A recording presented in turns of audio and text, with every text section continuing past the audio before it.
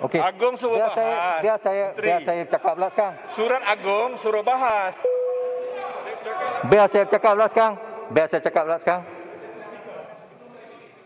Sempurna ya? Speaker. Last. Kalau speaker cakap, boleh saya tanya Saya nak speaker? buat rule ni. Boleh saya tanya speaker? Datuk Speaker, dari awal, Saya nak buat sekarang. Speaker. dengan izin, I confine Apakah my suggestion. yang difahami oleh speaker, Nah. yang diminta dan dituntut, dititah oleh YDPA itu adalah sidang khas ke Mari atau saya sidang... cakap. Duduk semua. Saya nak jawab sekarang. Present my case, Ya. bertanya kepada Datuk Speaker, Ni saya nak jawab. bukan jawapan daripada kerajaan. Faham. Nah, sebelum Nah, speaker, Oh, saya nak jawab ni. Saya nak jawab. Alright. Lembagaan 62. Okey. The government of the day cannot dictate the proceeding of parliament. Yang Hormat. That Who is dictate? 62. Who dictate? Yang We kita follow nakkan, saya tahu procedure. ada kuasa. Follow procedure. Agenda, You read you it. can set the agenda. Yes, I agree. Yeah. Agenda can be set by the You are government. senior But the MP, law, you please read this. declarasi Boleh saya- emergency Like that. must Yang be Hormat. passed. Yeah. Yang Must be Hormat. debated. Yeah. Boleh saya jawab sekarang?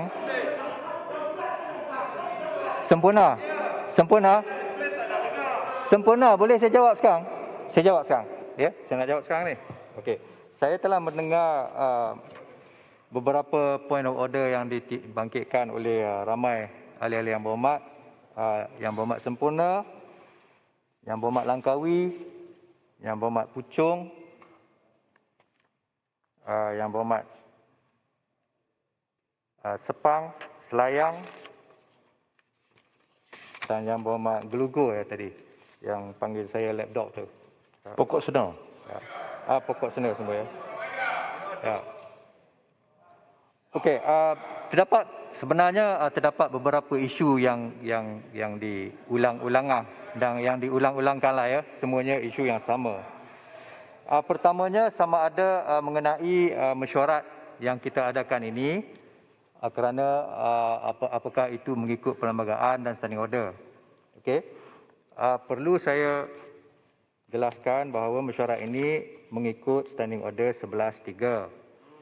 11.3-nya ialah mengenai apa yang kita ketahui ataupun apa yang kita namakan sebagai mesyuarat khas.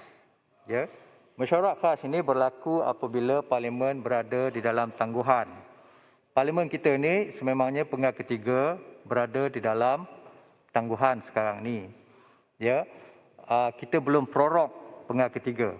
Jadi kita masih di dalam, technically kita masih di dalam penggal ketiga yang ditangguh. So itu hari telah diedarkan takwim mengenai penggal keempat yang akan bermula insya-Allah 6 September. Jadi selalunya amalan kita sebelum kita mulakan penggal baru tu, maka penggal yang sekarang ni akan diprorok selama seminggu sebelumnya. Ya. Jadi sekarang oleh kerana belum diprorok, maka technically kita masih dalam penggal ketiga yang tertangguh.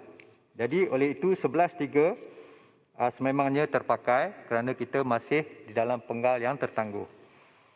Mengenai sidang khas ini juga, 11.3 dia punya prosedur ialah yang amat berhormat Perdana Menteri ya, bukan Ketua Majlis. Dalam peraturan-peraturan lain dirujuk kepada Ketua Majlis. Tapi 11.3 ni dia khas, dia very special. Very specific, Perdana Menteri. So dikatakan bahawa yang amat berhormat Perdana Menteri akan memberi pemakluman kepada saya sebagai Yang di-Pertua bahawa di dalam pendapat yang amat berhormat Perdana Menteri untuk kepentingan awam atau masyarakat adalah penting atau adalah mustahak kita adakan satu sidang. Walaupun tarikh mesyuarat yang akan datang itu belum sampai, perlu diadakan satu sidang. Ya. Dan pemakluman tersebut telah pun diberi kepada saya oleh Yang Amat Berhormat Perdana Menteri. Dan yang paling pentingnya ialah 11.3 ni dia kata urusan mesyuarat khas itu ditetapkan oleh Yang Amat Berhormat Perdana Menteri. Itu prerogatif beliau.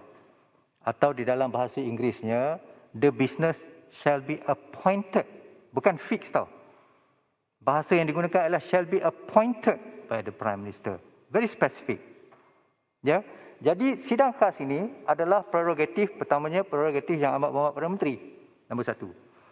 Dan keduanya, urusan sidang khas ini shall be appointed, mesti ditetapkan oleh Perdana Menteri. Bukan ditetapkan oleh saya, bukan ditetapkan oleh menteri lain atau ditetapkan oleh siapa saja.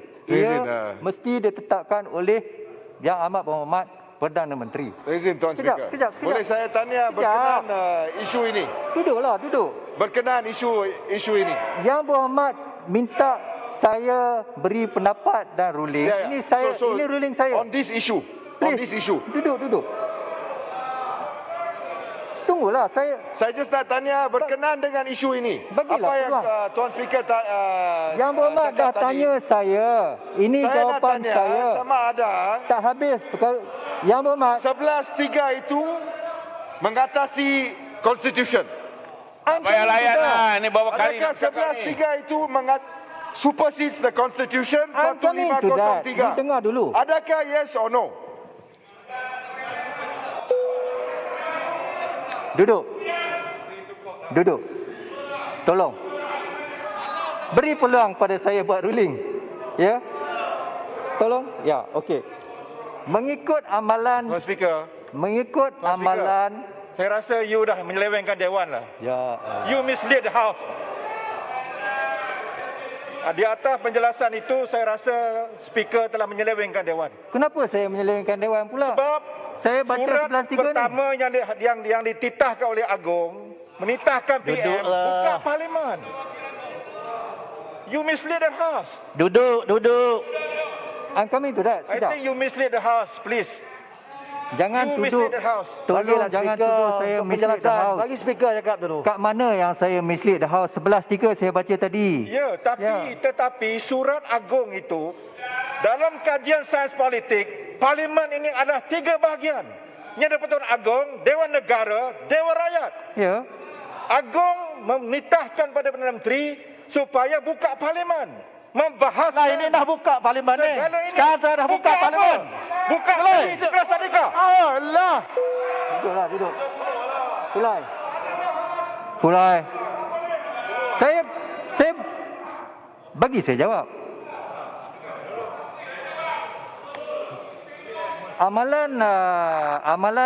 Amalan sidang khas juga memang terdapat di House of Commons UK, di mana kita pun kadang-kadang mengikut convention mereka. Ya. Di UK pun mengikut standing order nombor 13-nya, sidang khas boleh dipanggil oleh kerajaan. Di sana oleh kerajaan, bukan oleh yang Amat Perdana Menteri, tapi oleh kerajaan. Ya. Posisinya sama seperti kita. Apabila kita ada sidang khas di sini dan juga House of Commons mengadakan sidang khasnya, dan saya petik dalam bahasa asalnya, the business on the day of recall is appointed by the government. Serupa. Di sini appointed by the Prime Minister, the House of Commons dia appointed by the government. And it says, continue dengan izin bahasa asalnya, the business on the day of recall is appointed by the government, and any government order of the day or notice of motion standing on the order book may also appear on the order paper. Government order saja, government motion saja yang boleh semasa sidang khas tu. Macam kita jugalah sendiri. It's the same. Tuan Speaker. It's the same. Tuan Speaker. Tunggulah, saya Rakyat di 11.3. luar tak nak tahu 11.3. hak Kalau kerajaan keputusan untuk dibuat adakan oleh Perdana sidang khas. Menteri, Mereka biar nak Perdana Menteri kami memberi bentang jawapan. dan Kenapa bahas ordinance sedemikian? darurat Kenapa ini. tidak ada undi dan That is sebagainya? very clear. Apa yang menjerit-jerit ni? Saya belum selesai lagi cakap ni. Boleh dengar tak saya cakap? Kamu bawa peraturan mesyuarat tapi kamu sendiri tak ikut peraturan mesyuarat. Peraturan mesyuarat kata bila saya bercakap, Yang Berhormat diam. Jangan ikut peraturan cuma apabila peraturan itu menyebelahi Yang Berhormat. It applies across the board. Yes, it's applies across the board. Duduk.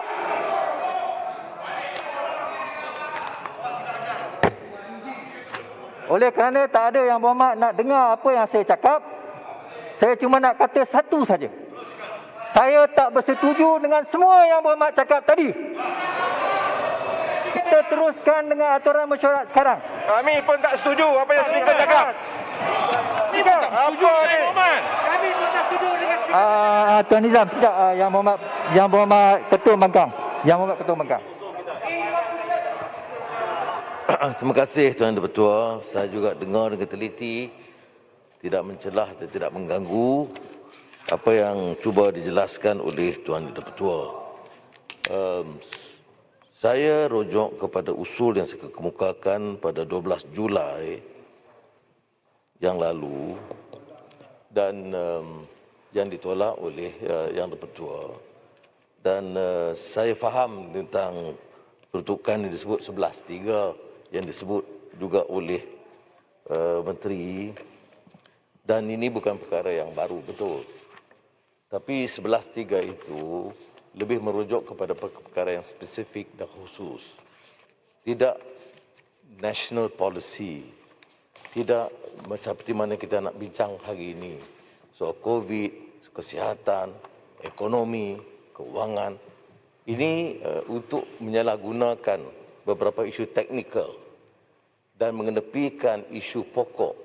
Ini kalau dalam falsafah dia kata go for the particular, ignore the general principle. Ini yang dilakukan oleh kerajaan sekarang dan diperaku pula oleh speaker. Memang 11.3 kita tahu ada rekodnya, kertas putih dan tarikh-tarikhnya yang dibincangkan, tajuk-tajuk yang khusus. Dan kita tak petikai soal kuasa dalam peraturan dan lagi semangat peraturan mesyuarat Dewan ini, di mana Perdana Menteri ada kuasa di bawah 11.3. Yang kita bawa dan kemudian disusuli oleh Berwas ialah semangat perlembagaan 1503. Saya tak mau speaker nanti kata saya tak setuju semua saja seperti mana sebentar tadi. Dan jawapan yang speaker itu satu teknikal lah, saya tak cukup tarikh. Menteri bagi maklumat mesyuarat. Tarikh diberikan. Bukan notis daripada Parlimen. Saya akui. Kalau saya buat kemudian, speaker nanti kata tak cukup tarikh. Tak cukup jadual waktu. Saya bagi 2 minggu, you kata notis. Tak ada. Ini technicalities sengaja untuk memadamkan prinsip yang kita nak bawa. Prinsip itulah prinsip perlembagaan. 1503. Dan ini pula terpakai. Dan ini diulas oleh ramai orang. Kita dalam krisis politik, ekonomi dan perlembagaan. Tuan Ketua. Jarang sekali dalam sejarah negara kita merdeka, Raja-Raja Melayu, baginda Pertuan Agong, terpaksa mengeluarkan kenyataan yang begitu tegas. Ya, 3 kali. Melainkan Perdana Menteri boleh bangun mengatakan Yang Pertuan Agong tak faham undang-undang dan perlembagaan. Yang Pertuan Agong bagi yang khusus, minta diadakan segera sidang. Bahas maknanya sesi parlimen biasa, bukan 11.3. Dan titah itu kalau ikut, kalau melanggar prinsip perlembagaan, katalah kita bagi andaian, tuanku bertitah yang melanggar prinsip perlembagaan, tidak memenuhi hasrat dan aspirasi rakyat, ada ruang untuk kita kemukakan balik kepada Pertuan Agong, meminta tafsiran yang benar. Tetapi kes ini, Yang Pertuan Agong dan Raja-Raja Melayu mengambil kira aspirasi rakyat, kegelisahan rakyat, penderitaan rakyat dan semangat perlembagaan mengikut prinsip raja berperlembagaan dan demokrasi berparlimen. Dan kemudian memberi nasihat yang jelas, titah yang jelas. Kalau engkar namanya derhaka. Perdana Menteri agak berani kerana dalam konteks ini derhaka kepada titah Tuanku Agong, dan saya tidak mahu Yang Dipertua Dewan Rakyat sama terpalit dengan penderhakaan ini. Sebab itu, dengan mengambil kira semangat arahan, kerana Tuan Dipertua, memang kami semua mengadap, dan memang tanpa apa-apa tindakan dan suara dan kenyataan Yang Dipertuan Agong, Istana juga terpalit. Dianggap seolah-olah tidak mengambil tahu tidak mempedulikan suara rakyat. Dalam hal ini, istana mengambil keputusan untuk menyuarakan pandangan mengikut perlembagaan, bidang kuasa raja berperlembagaan, dan aspirasi rakyat. Yang kita bincangkan apa? Plan yang disebut oleh Sempurna Langkawi. Plan ini, berapa kali plan dah, ekonomi tak meningkat, mati bertambah, jumlah positif juga dah 17,000. Kemudian kita bincang pasal COVID. Vaksin. Kelewatan kod vaksin. Sedikit kejayaan sekarang. Tapi jauh daripada unjuran yang kita ingin capai. Dan kesihatan. Dan keuangan. Bagaimana hal ini boleh dibawa bawah 11.3? Dan yang Pertua buat memang satu keputusan baru luar biasa. Sebab kalau kita tengok pengalaman lalu, memang tidak ada. Bila dibentang 11.3, dibentang dan ada pandangan sedikit dan tidak ada perbahasan. Di istilah ini, yang Pertua beri sedikit kelonggaran. Boleh Menteri sampaikan, kemudian ada perbahasan. Kemudian dia menjawab. Tapi tidak ada undi. Nak belanja puluh bilion, tak payah undi. Nak tanya pasal COVID, keputusan setuju tak setuju, tidak ada undi. Dan lebih kritikal, ordinan darurat yang sepatutnya tamat pada 1 Ogos dan Perdana Menteri dan Kerajaan sampai hari ini belum memberi perakuan bahawa darurat akan tamat pada 1 Ogos. Yang Pertua mengambil kira satu perkara yang lain.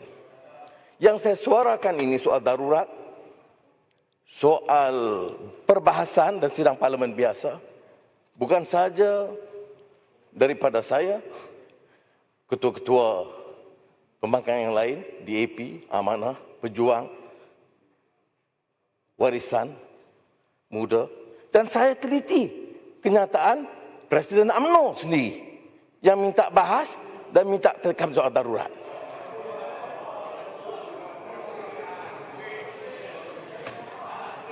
Ya.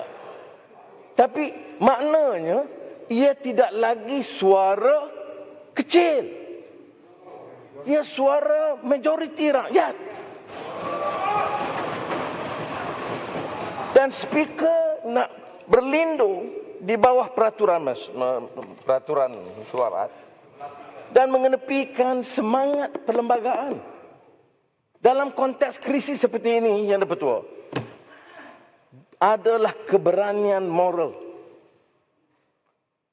tenacity, dan courage of conviction to go by the spirit of the Constitution to save this country from this crisis. Jangan kita dalam keadaan in the state of denial. Semua okey. Tak apa. Cari berlindung di bawah peraturan-peraturan kecil. Menyelamatkan diri. Ini bukan nak selamatkan orang. Ini selamatkan negara dan rakyat. Saya tidak perlu tegaskan semula berapa ramai orang yang derita, mati, sakit, susah, bunuh diri, hospital tak boleh muat. Ya, betul. Ya, termasuk Selangor, ya. Kerana prestasi Menteri Besar dulu karut, sebab itu Selangor ada problem sekarang. Wang habis. Ini berlaku Menteri Besar sekarang. Ini berlaku Menteri Besar sekarang. Bukan dulu. Di malam Perdana Menteri sebut kerajaan tempatan tidak ada kuasa. Saya kalau tak salah, di mana Perdana Menteri sebut, melainkan dia nafiskan bahawa bila ada darurat, MKN dan keputusan kerajaan mengatasi. Sekarang nak berdalih, nak mengatakan tak, ini Selangor kerajaan tempatan. Ya, kalau begitu, apakah cadangan kerajaan supaya Selangor melanggar peristilaan darurat? Saya nak penjelasan berarti Perdana Menteri. Maukah dia meminta kerajaan Selangor sekarang mengambil tindakan melanggar perintah darurat yang beliau umumkan selaku Timbalan Perdana Menteri. Sabah tidak dibenarkan. TPM kena tutup itu belakang. Saya rumuskan ya bahawa yang penting kita ambil Relax lah, meeting jangan panas.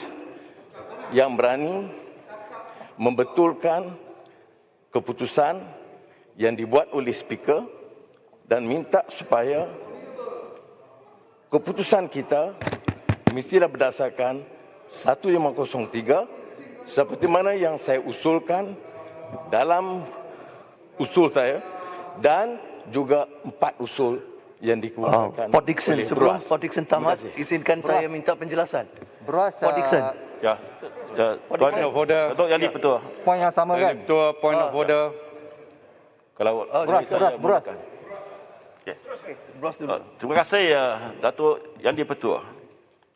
Saya bangun untuk membahaskan tentang empat usul ataupun kemukakan 4 usul berkenaan dengan 4 usul yang telah saya kemukakan kepada Datuk Yang di-Pertua. Datuk Yang di-Pertua, saya setuju bahawa memandangkan Parlimen belum diprorok atau diberhentikan untuk sesi ketiga. Yang Amat Berhormat Perdana Menteri mempunyai kuasa untuk memanggil sidang khas. Tetapi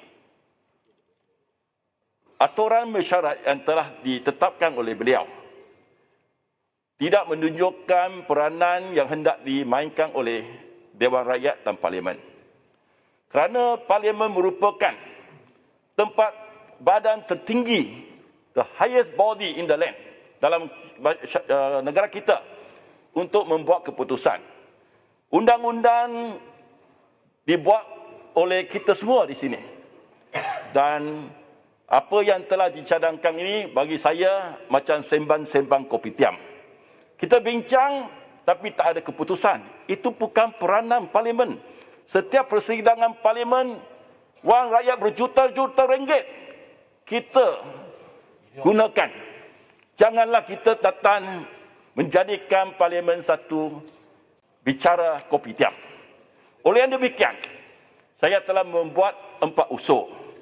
Dan Datuk Yang di-Pertua, dalam apa-apa persidangan pun, mana-mana ahli Dewan Rakyat boleh membuat usul.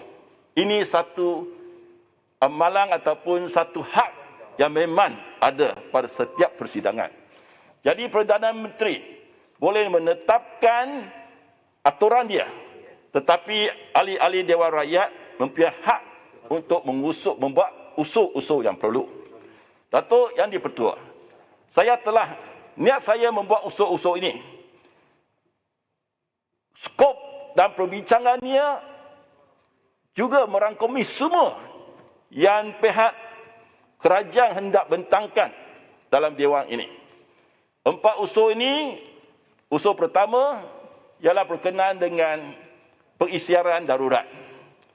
Usul kedua berkenaan dengan Ordinan Darurat 2021.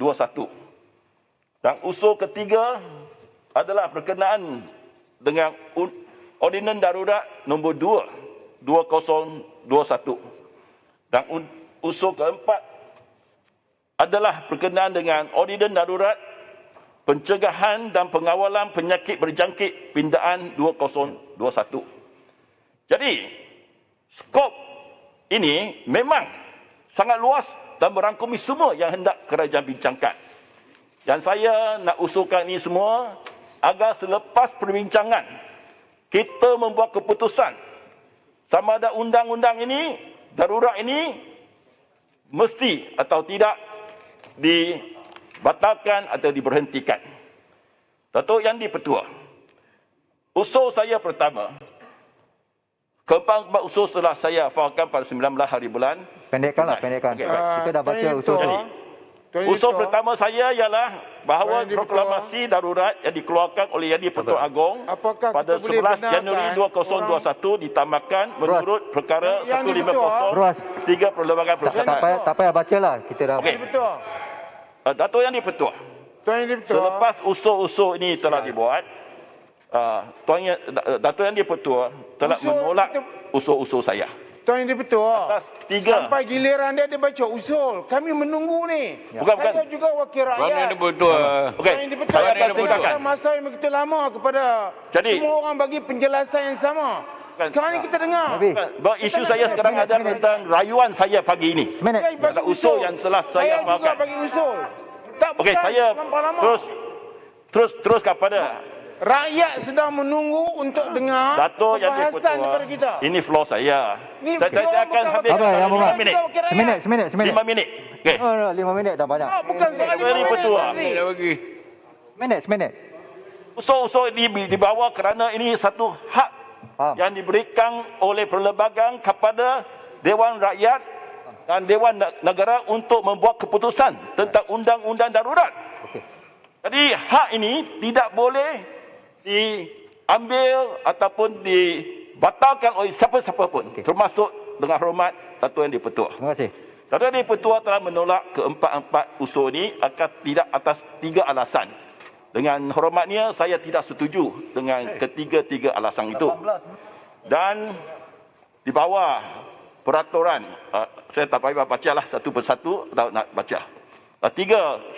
Kalau dengan persetujuan, 3 alasan yang telah diberikan oleh Datuk Yang di-Pertua ialah bahawa sidang KAS bermula 15 Julai 2021 adalah menurut peraturan mesyuarat 11/3 dan urusan telah ditetapkan seperti perenggan 4 pemberitahu sidang KAS tersebut. Perenggan 4 pemberitahu sidang KAS menyatakan proklamasi darurat bertarikh 11 Januari 2021 akan dibentangkan menurut perkara 150/3 Perlembagaan Persekutuan. Memandangkan perkara proklamasi darurat ini adalah sebahagian daripada urusan sidang KAS ini, maka dengan hormatnya saya nyatakan usul yang dibawa oleh saya berkenaan dengan proklamasi darurat itu adalah teratur. Nombor 2, alasan yang diberikan oleh Datuk Yang di-Pertua menolak usul saya bahawa saya tidak menyatakan secara jelas peruntukan spesifik di bawah peraturan-peraturan mesyuarat yang mana usul saya dibawa. Jawapan saya ialah ini adalah tidak benar kerana saya telah dengan jelas menyatakan usul saya di bawah peraturan-peraturan mesyuarat 27/3,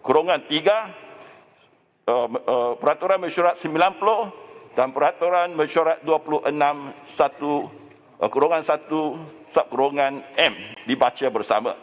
Dan alasan ketiga bahawa usul saya tidak teratur menurut perkara 150/3 Perlembagaan Persekutuan dan peraturan-peraturan Majlis Mesyuarat Dewan Rakyat.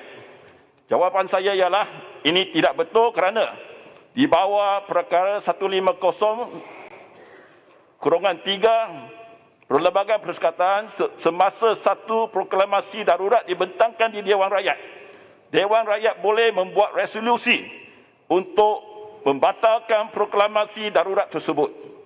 Cara Majlis Mesyuarat Dewan Rakyat membuat sesuatu resolusi adalah melalui suatu usul yang dibawa oleh ahli dia. Jadi Datuk Yang di-Pertua, saya faham dan tahu bahawa apa-apa keputusan yang Datuk Yang di-Pertua buat tidak boleh dipertimbangkan semula melainkan dengan satu usul substantif yang dibawa oleh ahli Dewan. Datuk Yang di-Pertua di bawah peraturan mesyuarat 43, your decision is final subject to an appeal to this house dengan izin.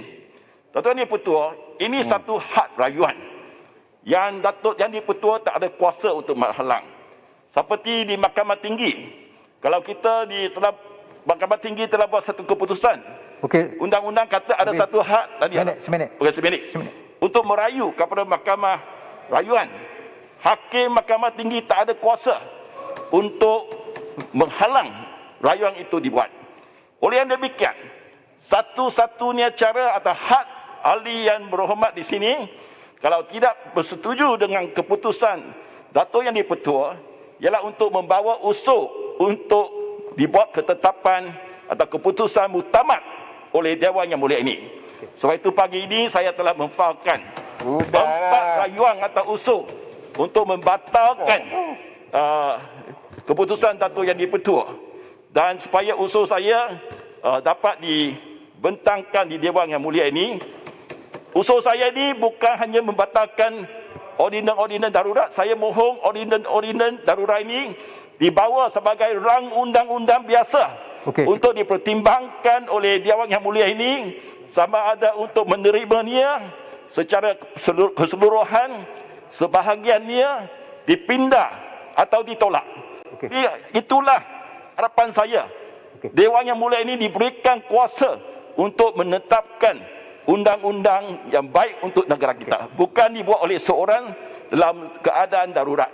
Itulah saja jadi saya, Tuan Speaker, dan dapat satu jaminan daripada Dato' Yang di-Pertua bahawa hak saya rayuan ini akan dihormati dan Dato' Yang di-Pertua akan membenarkan rayuan saya ini dibentangkan dalam aturan mesyuarat kali ini. Terima kasih. Tuan Speaker, Sungai Buloh. Menteri, lepas tu habis dah. Lepas Menteri habis. Ya. Speaker, Last. Saya ada 3 perkara saja respons kepada yang saya hormati Yang Berhormat Ketua Pembangkang untuk memandu perjalanan mesyuarat ini. Baik, isu mengenai titah Yang di-Pertuan Agong. Saya ingin menunjukkan di sini secara bertulis bahawa pemberitahu daripada Yang Amat Berhormat Perdana Menteri kepada Speaker yang berbunyi, izinkan saya baca, dengan hormatnya, saya ingin memaklumkan bahawa Seri Paduka Baginda Yang di-Pertuan Agong telah perkenan untuk kerajaan memanggil mesyuarat khas penggal ketiga Parlimen ke-14 bagi Dewan Rakyat yang bersidang 26 Julai sehingga 2 Ogos 2021. Document speaks louder than words. Ini adalah kita boleh Faham tak? Faham tak?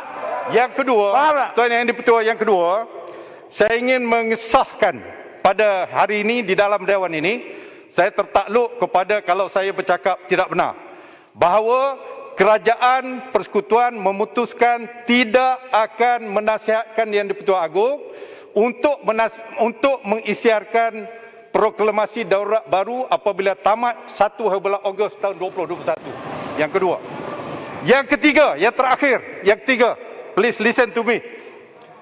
Kerajaan telah buat keputusan berdasarkan kepada perkara 1503 untuk membatalkan semua ordinan darurat yang telah dibuat semasa proklamasi darurat ini. Oleh kerana telah di-revoke, maka isu ungkai ataupun annulment sudah tidak lagi relevan. Dan kita sudah berjaya, Terima kasih. Tidak bagi tahu kita. Terima kasih.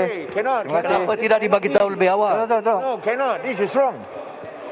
Okey, Tuan Nizam, sila teruskan dengan urusan majlis. Saya pun dah sejam setengah lebih. Sepatutnya sejam saja. Silakan. Penerangan daripada Yang Amat Berhormat Perdana Menteri di bawah Peraturan Mesyuarat 14.1i. Point of order.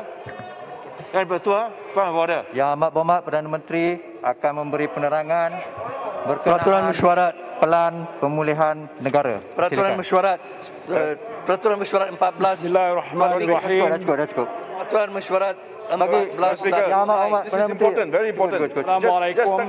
Just 1 minute. This is Tuan Speaker. Tuan Speaker. Salam sejahtera. Tuan Speaker. Point of order. Dato' Yang di-Pertua. Lama dah. Dah Ini banyak. penting. Dah banyak point of order dah. Ini penting. Yang Amat, tolong. Subhanahu wa ta'ala. Tolong. this is a Sila, yang Tuan Salam Speaker. buat junjungan besar Nabi Tuan Speaker, Muhammad sallallahu alaihi wasallam. Ini peraturan mesyuarat.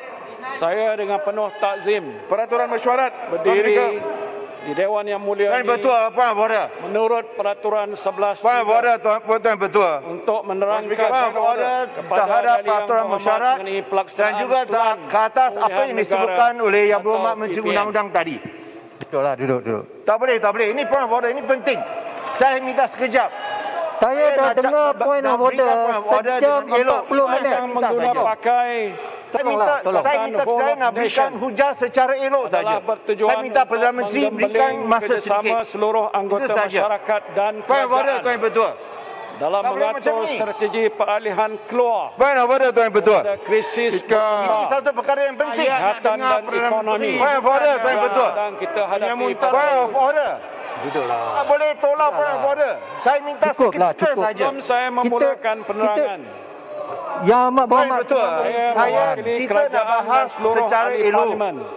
Saya tak panggil apa-apa peraturan dewan. Kena dengar dulu. Bangkitkan hujah ini saja. Ingin menyampaikan salam takziah Point of order. buat semua COVID-19 Tuan Betul. yang telah diuji dengan kehilangan. Point of order tak boleh tolak. Point of order. Halau bangun keluar. Datuk Yang Mulia, Tak boleh adakan macam ni. Point of order, Tuan Betul. Bertafakur seketika dan membaca Tuan Betul. Point of order. Datuk Speaker, senjata ni tak pakai Betul, point of order. Tolong. Datuk Speaker, senjata ni tak pakai mask. Ahli Parlimen. Saya minta point of order. Boleh ambil tindakan. Masa point of order dah habis. No Datuk such Speaker, thing. senjata ni tak pakai mask. Habis. Mana ada masa point of order? Habis. Saya minta bagi Lawrence Bila-bila sekejap masa saja. dalam mesyuarat. Saya tak buat. Ini ada Datuk Speaker, point of order Ini boleh bukan perkara dibangkitkan sekejap bila-bila saja. masa dalam mesyuarat. Mana boleh tolak Mana point ada of order? had masa untuk point of order.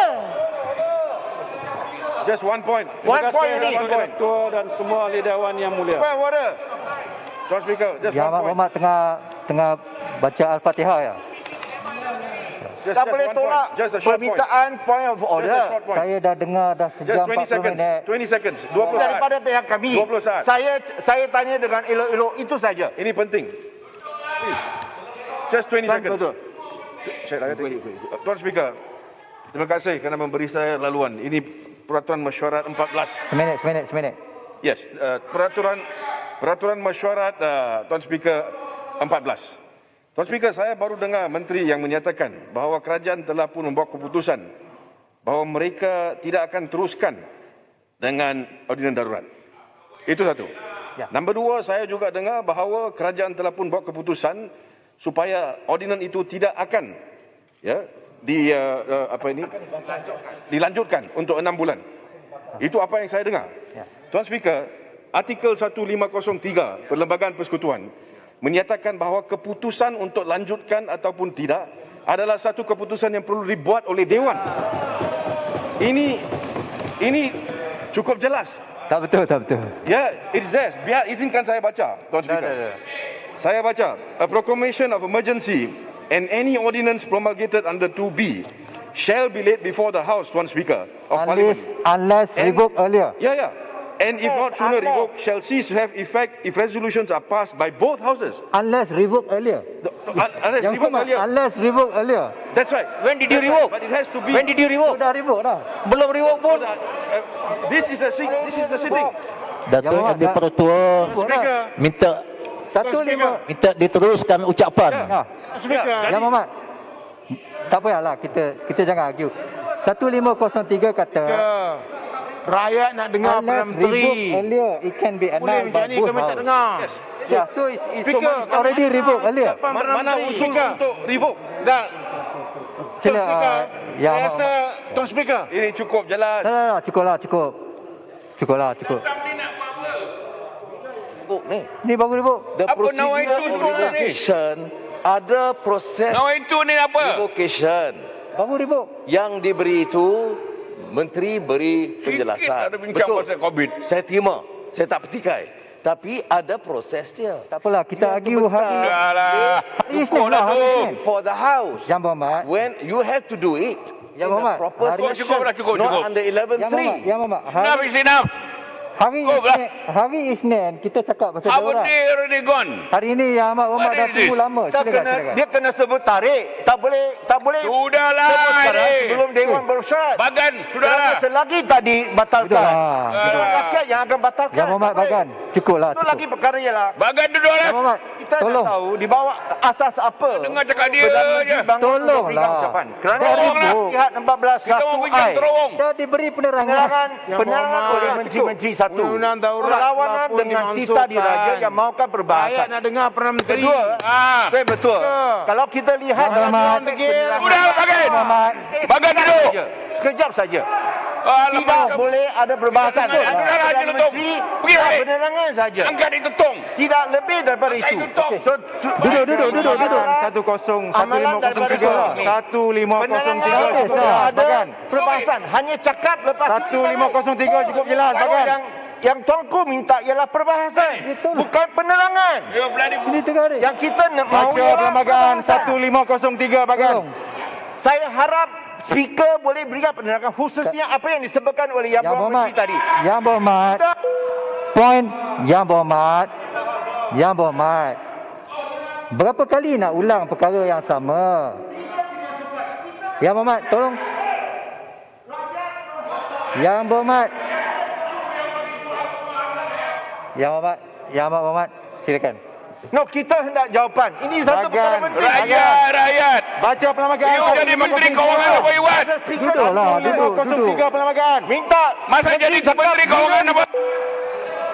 Duduk. Sudahlah. Yang Berhormat. Bagan.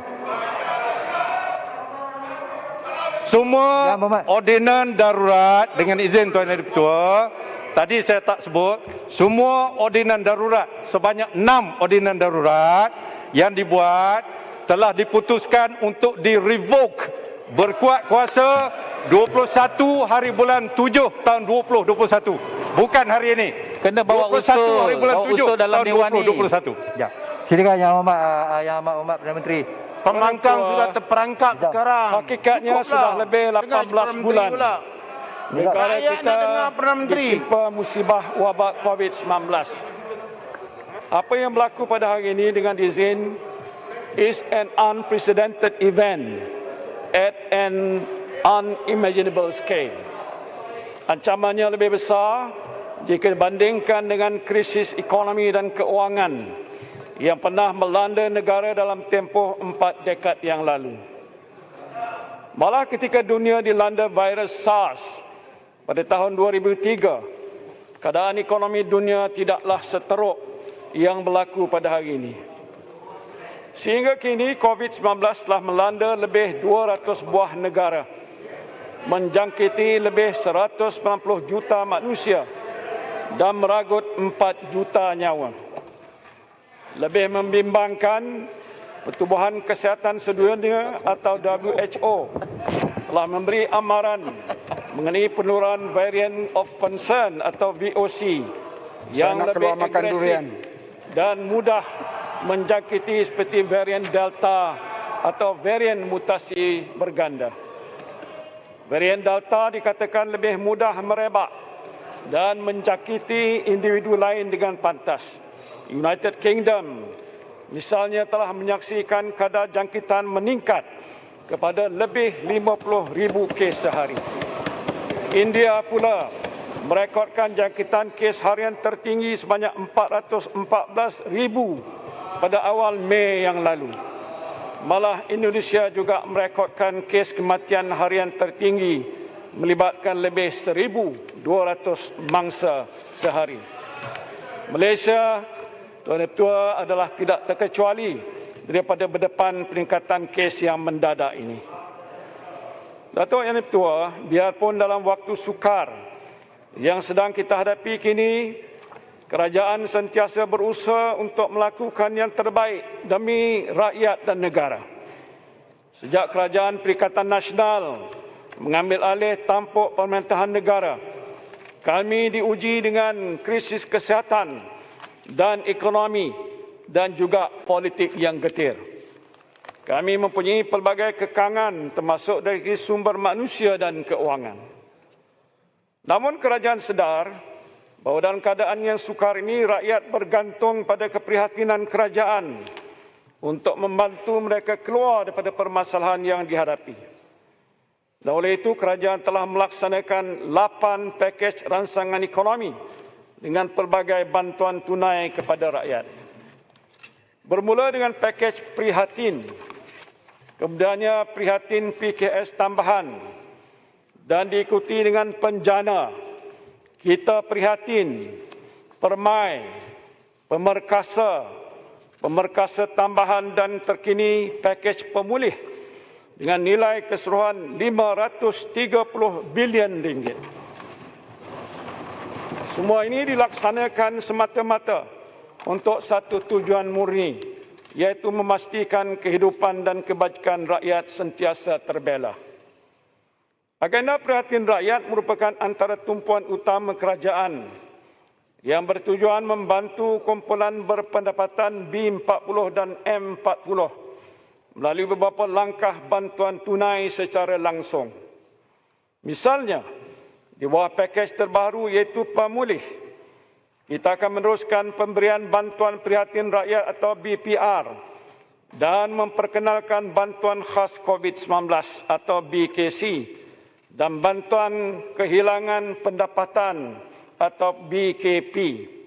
Seperti yang semua sedia maklum, setiap bulan mulai Julai hingga Disember yang akan datang ini akan dipastikan rakyat dalam kategori B40 akan dibantu dan kerajaan bercadang menyalurkan bantuan bernilai sebanyak 10 bilion ringgit.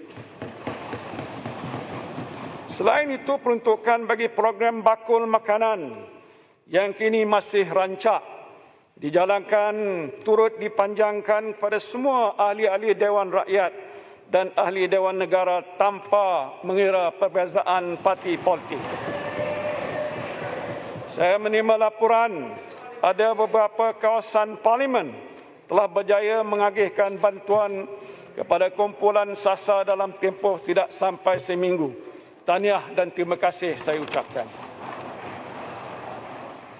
Kerajaan juga telah membenarkan moratorium pinjaman bank selama 12 bulan, iaitu 6 bulan pada tahun lepas dan 6 bulan lagi melalui pengumuman pakej pemulih baru-baru ini. Kerajaan juga meneruskan pemberian diskaun bil elektrik dan subsidi minyak masak dan minyak petrol untuk manfaat rakyat. Di samping itu, pelaksanaan program latihan dan peningkatan kemahiran turut dilaksanakan sebagai persediaan dalam meningkatkan kebolehpasaran tenaga kerja dan menyediakan peluang pekerjaan kepada rakyat jelata. Bagi menyokong kelangsungan perniagaan dan mengekalkan pekerjaan, terutamanya dalam sektor yang terjejas, kerajaan telah melaksanakan program subsidi upah bagi menampung sebahagian kos majikan untuk membayar gaji pekerja. Kerajaan juga turut membantu menyalurkan bantuan keuangan secara bersasar kepada sektor khusus seperti pusat asuhan anak-anak, gym, kantin sekolah dan agensi pelancongan. Khusus bagi PKS, Tuan Ibu Ketua, kerajaan memahami kesukaran yang dihadapi oleh para usahawan dalam menjamin kelangsungan perniagaan mereka. Oleh itu, kerajaan bersetuju menyediakan bayaran tambahan di bawah geran khas prihatin atau GKP sebanyak RM1,000 yang akan dibayar masing-masing sebanyak RM500 pada bulan September dan November nanti. Selain itu, bagi menyokong agenda digitalisasi usahawan PKS, kerajaan turut menyediakan geran padanan sehingga RM5,000 bagi pembelian sistem ataupun langganan platform digital melalui program SME Digitalization Grant. Tuan Ibu Ketua, bagi terus menyokong sektor PKS mendapat kemudahan pembiayaan dan bangkit semula dalam fasa pemulihan, kerajaan akan meningkatkan had siling jaminan di bawah SJPP sebanyak RM20 bilion. Bank Negara Malaysia juga komited untuk menyediakan akses bantuan keuangan kepada usahawan PKS dengan menambah dana pinjaman mudah bagi PKS sebanyak RM4 bilion lagi untuk tahun 2021. Setakat hujung bulan Jun 2021, masih terdapat baki keseluruhan dana pembiayaan PKS berjumlah RM8.6 bilion untuk dimanfaatkan oleh PKS.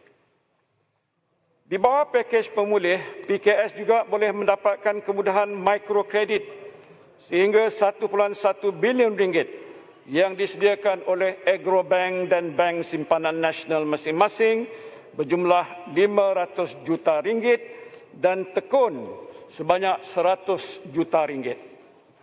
Oleh demikian adalah diharapkan dana-dana ini dapat memenuhi pelbagai keperluan PKS usahawan mikro dalam menggerakkan semula perniagaan selaras dengan pembukaan ekonomi di bawah Pelan Pemulihan Negara. Semua pengumuman pakej rancangan ini, Tuan dan Ketua, sebahagiannya telah dan akan dibiayai menggunakan kumpulan wang COVID-19 atau KWC-19. Penubuhan KWC-19 adalah berlandaskan perundangan di bawah Akta Langkah-Langkah Sementara bagi Pembiayaan Kerajaan, iaitu Penyakit Coronavirus 2019 COVID-19 2020 Akta 830 yang diluluskan sebulat suara oleh Dewan Yang Mulia ini. Penjelasan lanjut berhubung dengan semua pakej bantuan dan perbelanjaan di bawah KWC-19 ini akan diperincikan oleh Yang Berhormat Senator Datuk Seri Utama Menteri Keuangan semasa sesi penerangan pakej-pakej bantuan ekonomi pada 29 hari bulan Julai nanti. Apa yang penting adalah pelaksanaan semua pakej ini telah memanfaatkan lebih 20 juta rakyat serta 24 juta premis dan entiti perniagaan setakat ini. Lebih 200 bilion ringgit telah dimanfaatkan dalam tempoh yang berkenaan. Datuk Yang Tua, pada 15 Jun yang lalu, saya telah pun mengumumkan mengenai pelaksanaan Pelan Pemulihan Negara atau PPN sebagai sebuah roadmap dan strategi peralihan keluar dari krisis COVID-19 secara berfasa. Peralihan ini merangkumi 4 fasa, di mana peralihan sesebuah negeri daripada satu fasa ke fasa yang lain selanjutnya melibatkan pembukaan aktiviti ekonomi dan sosial secara beransur. Peralihan ke suatu fasa tidak mengikut jadual masa, tetapi berlandaskan pencapaian kita bersama untuk mengurangkan kadar penularan COVID-19, mengurangkan tekanan kapasiti sistem kesihatan serta meningkatkan tahap perlindungan rakyat menerusi suntikan vaksin. Pelan pemulihan seperti ini turut dilaksanakan oleh banyak negara, antaranya United Kingdom, Australia dan Singapura. Kita belajar, meneliti dan mengambil amalan terbaik daripada negara-negara ini supaya acuan Pelan Pemulihan Negara ini dapat dijadikan panduan penting dan sebagai asas kepada proses pemulihan negara kita. Tuan Ibu Ketua, saya ingin jelaskan Pelan Pemulihan Negara ini dirangka berdasarkan 5 ciri utama. Pertama, mengimbangi keperluan melindungi nyawa dan kehidupan, iaitu sebuah pelan yang melihat ke hadapan atau dengan izin forward looking bagi memastikan keselamatan nyawa, kesejahteraan ekonomi dan kelangsungan hidup rakyat kita diambil kira.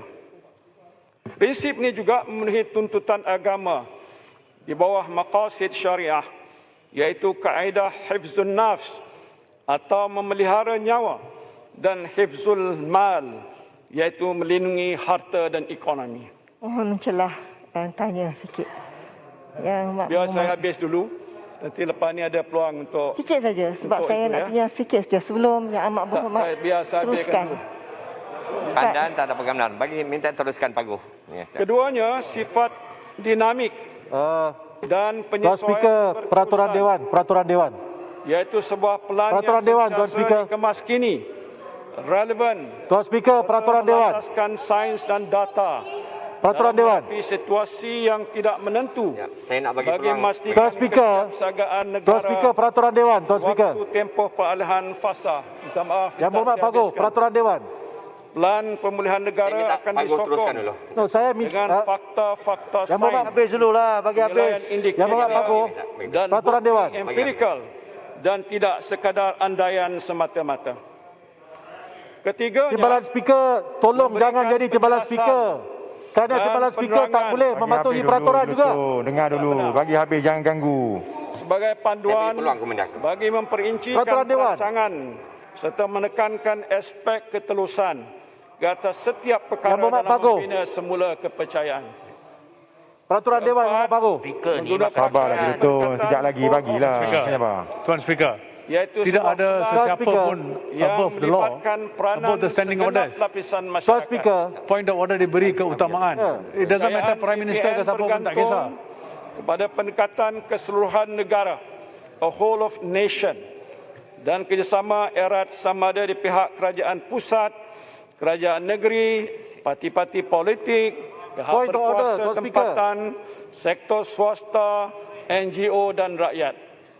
Semuanya perlu memainkan peranan dalam usaha untuk memulihkan Tuan Speaker, kalau Tuan Speaker tak boleh mematuhi peraturan di luar Dewan, sekurang-kurang dalam Dewan patuhi peraturan. Membuat pemantauan. Inilah masalah kita yang tak tahu patuhi SOP. Julutung ni nak ganggu je ni, Julutung. Tuan Speaker, tolong letak jawatan jugalah. You tak boleh patuhi peraturan di luar Dewan. Jangan ganggu. Yang berkesan. Saya bagi dia 30 saat. Minta sila Julutung bagi 30 saat saya. Terima kasih Tuan Speaker. Yang Berhormat Pagu. Apa dilayan ni? Speaker, pembentangan Speaker takkan ada pencerahan. Dia tengah membantang kenyataan menteri, tiada pencerahan. It is the convention of this parliament. Speaker sebelum ni sebut boleh ada pencerahan dan mohon penjelasan. Speaker sebut. Ya, saya minta Julutung saja kerana dia point of order, itu saja. Julutung 30 saat ya. Speaker. Memandangkan Datuk Speaker. Datuk Speaker. Memandangkan Datuk Speaker, tadi Tuan Speaker dah buat ruling. Bila Perdana Menteri membentang tidak boleh diganggu. Habis. Duduklah benang, duduk mengarut ya. Sila, point order. Jelas sekali Tuan Timbalan Speaker tak boleh mematuhi peraturan dan akan berat sebelah. Saya minta tarik balik kerana saya telah bagi point of order untuk you bercakap. Silakan. Tuan Timbalan Speaker adalah seorang yang tidak boleh mematuhi peraturan di luar Dewan. Dalam Dewan pun Tuan sebutkan point of order mana? Tuan Timbalan Speaker. Halau. Kenapa tak benarkan Yang Berhormat daripada mencelah tadi?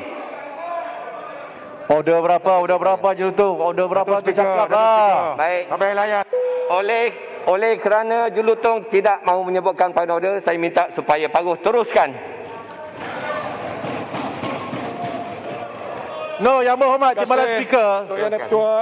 Yang Berhormat Timbalan Speaker, you cannot be impartial kerana kamu tidak memenuhi peraturan. Membuat pemantauan dan memastikan keberkesanan prestasi, iaitu sebuah pelan yang menilai keberkesanan pelaksanaan melalui pelaporan dan strategi komunikasi yang berkesan.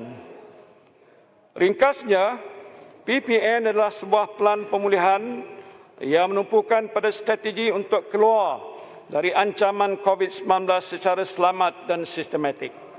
Fasa-fasa yang digariskan adalah tertumpu kepada usaha untuk meringankan beban ke atas kapasiti sistem kesihatan awam, membuka semula sektor ekonomi dan membenarkan aktiviti sosial dalam tempoh masa 6 bulan sehingga akhir tahun ini.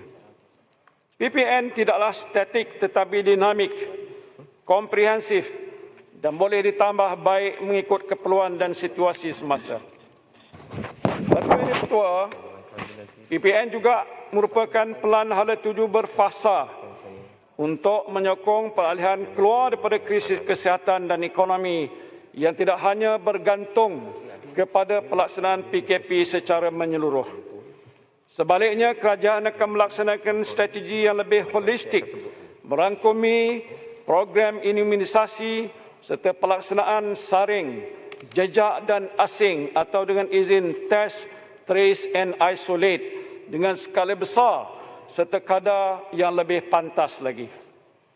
PPN akan menumpukan pada 5 objektif utama, iaitu pertama, melindungi sektor kesihatan awam dengan mengurus penularan wabak, mengurangkan kemasukan ke hospital dan meminimumkan kadar kematian. Kedua, memastikan sistem kesihatan yang mampan. Ketiga, melaksanakan vaksinasi secepat mungkin bagi melindungi rakyat. Keempat ialah membuka semula ekonomi dan membenarkan aktiviti sosial secara berperingkat dengan kepatuhan SOP yang ketat. Dan kelima, responsif dan fleksibel dalam mengadaptasi evolusi persekitaran. Sebagai hala tuju ke arah membuka semula sektor ekonomi, PPN menggariskan 4 fasa peralihan, merangkumi perincian SOP untuk setiap fasa.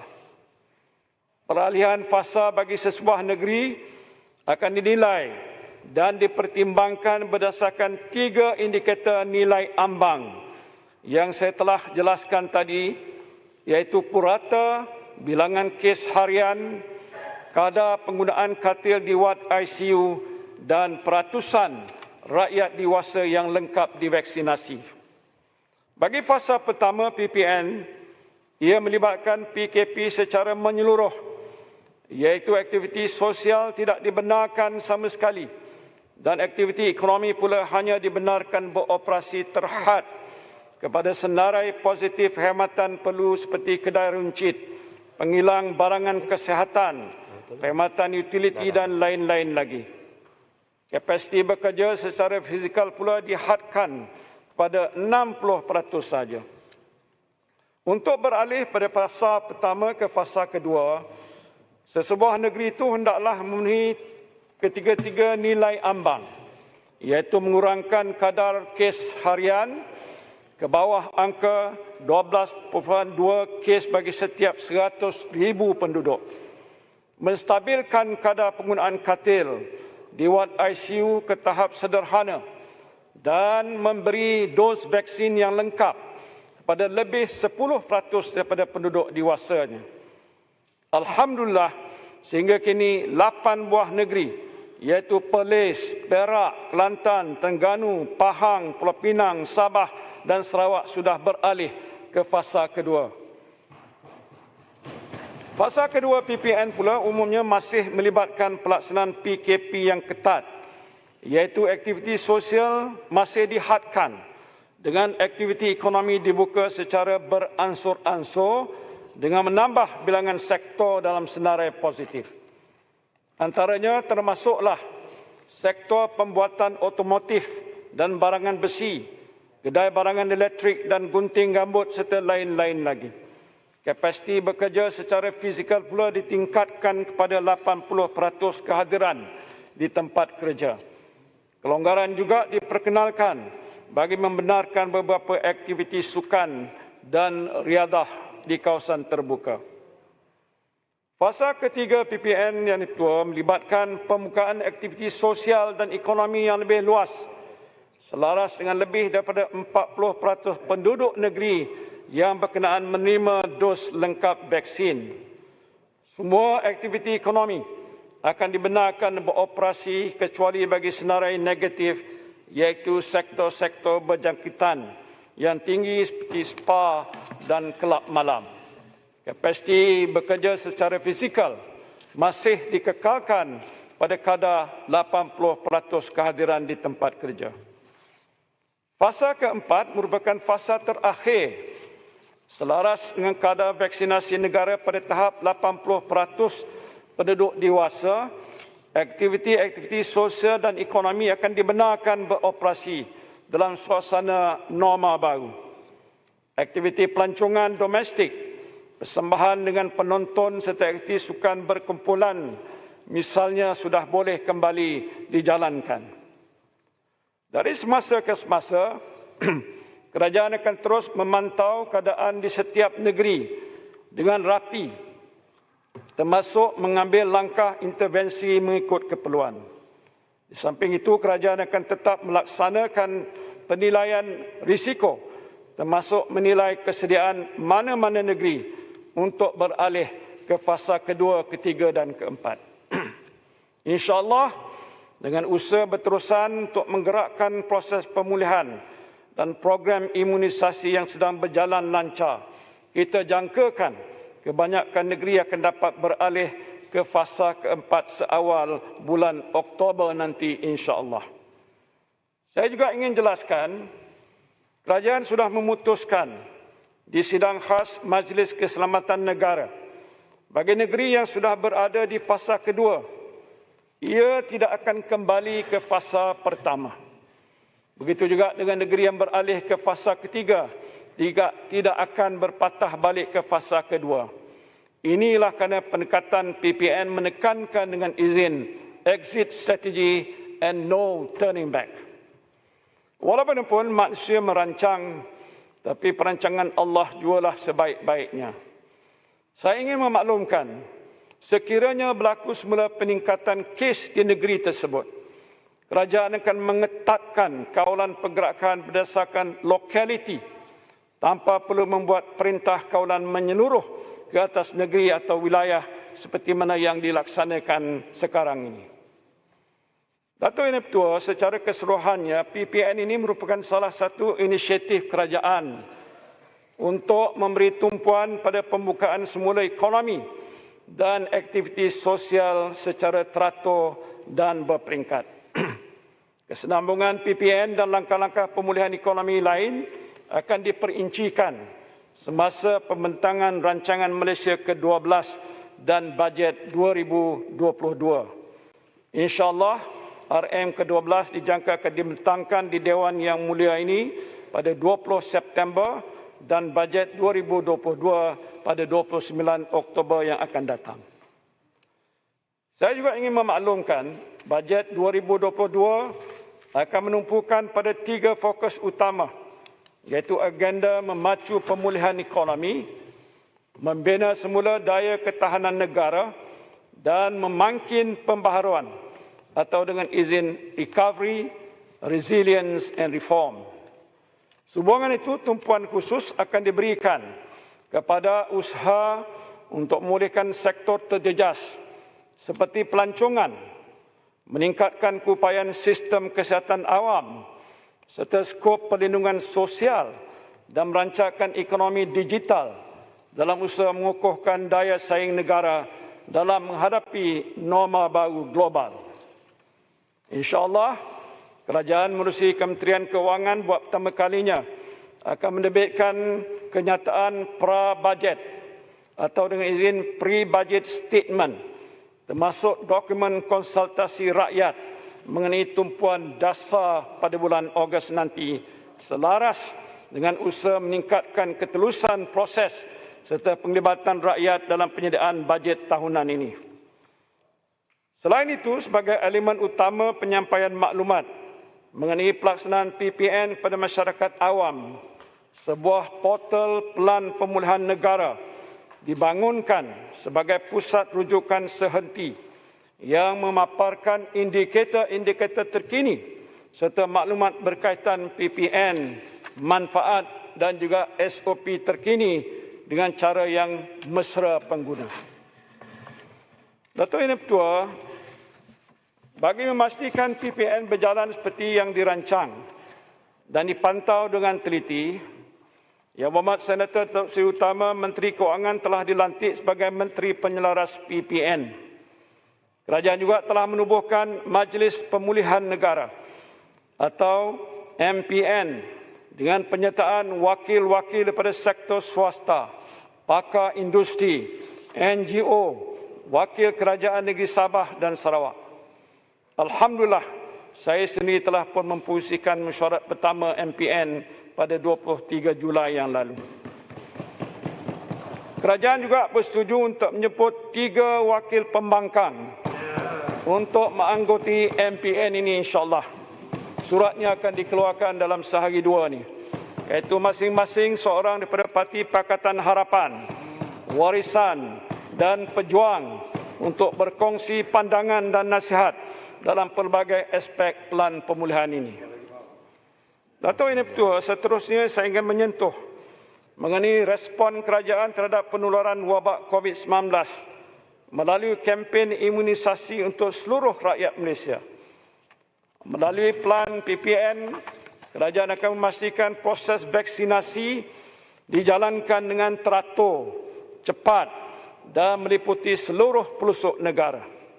Kita juga berharap penularan COVID-19 ini tidak berterusan menjadi pandemik dan dapat beransur menjadi endemik, iaitu keadaan di mana virus ini mungkin terus wujud, namun wabak ini boleh dikawal melalui adaptasi norma baru, sistem kesihatan awam yang berkesan dan amalan kesihatan serta pematuhan SOP yang ketat.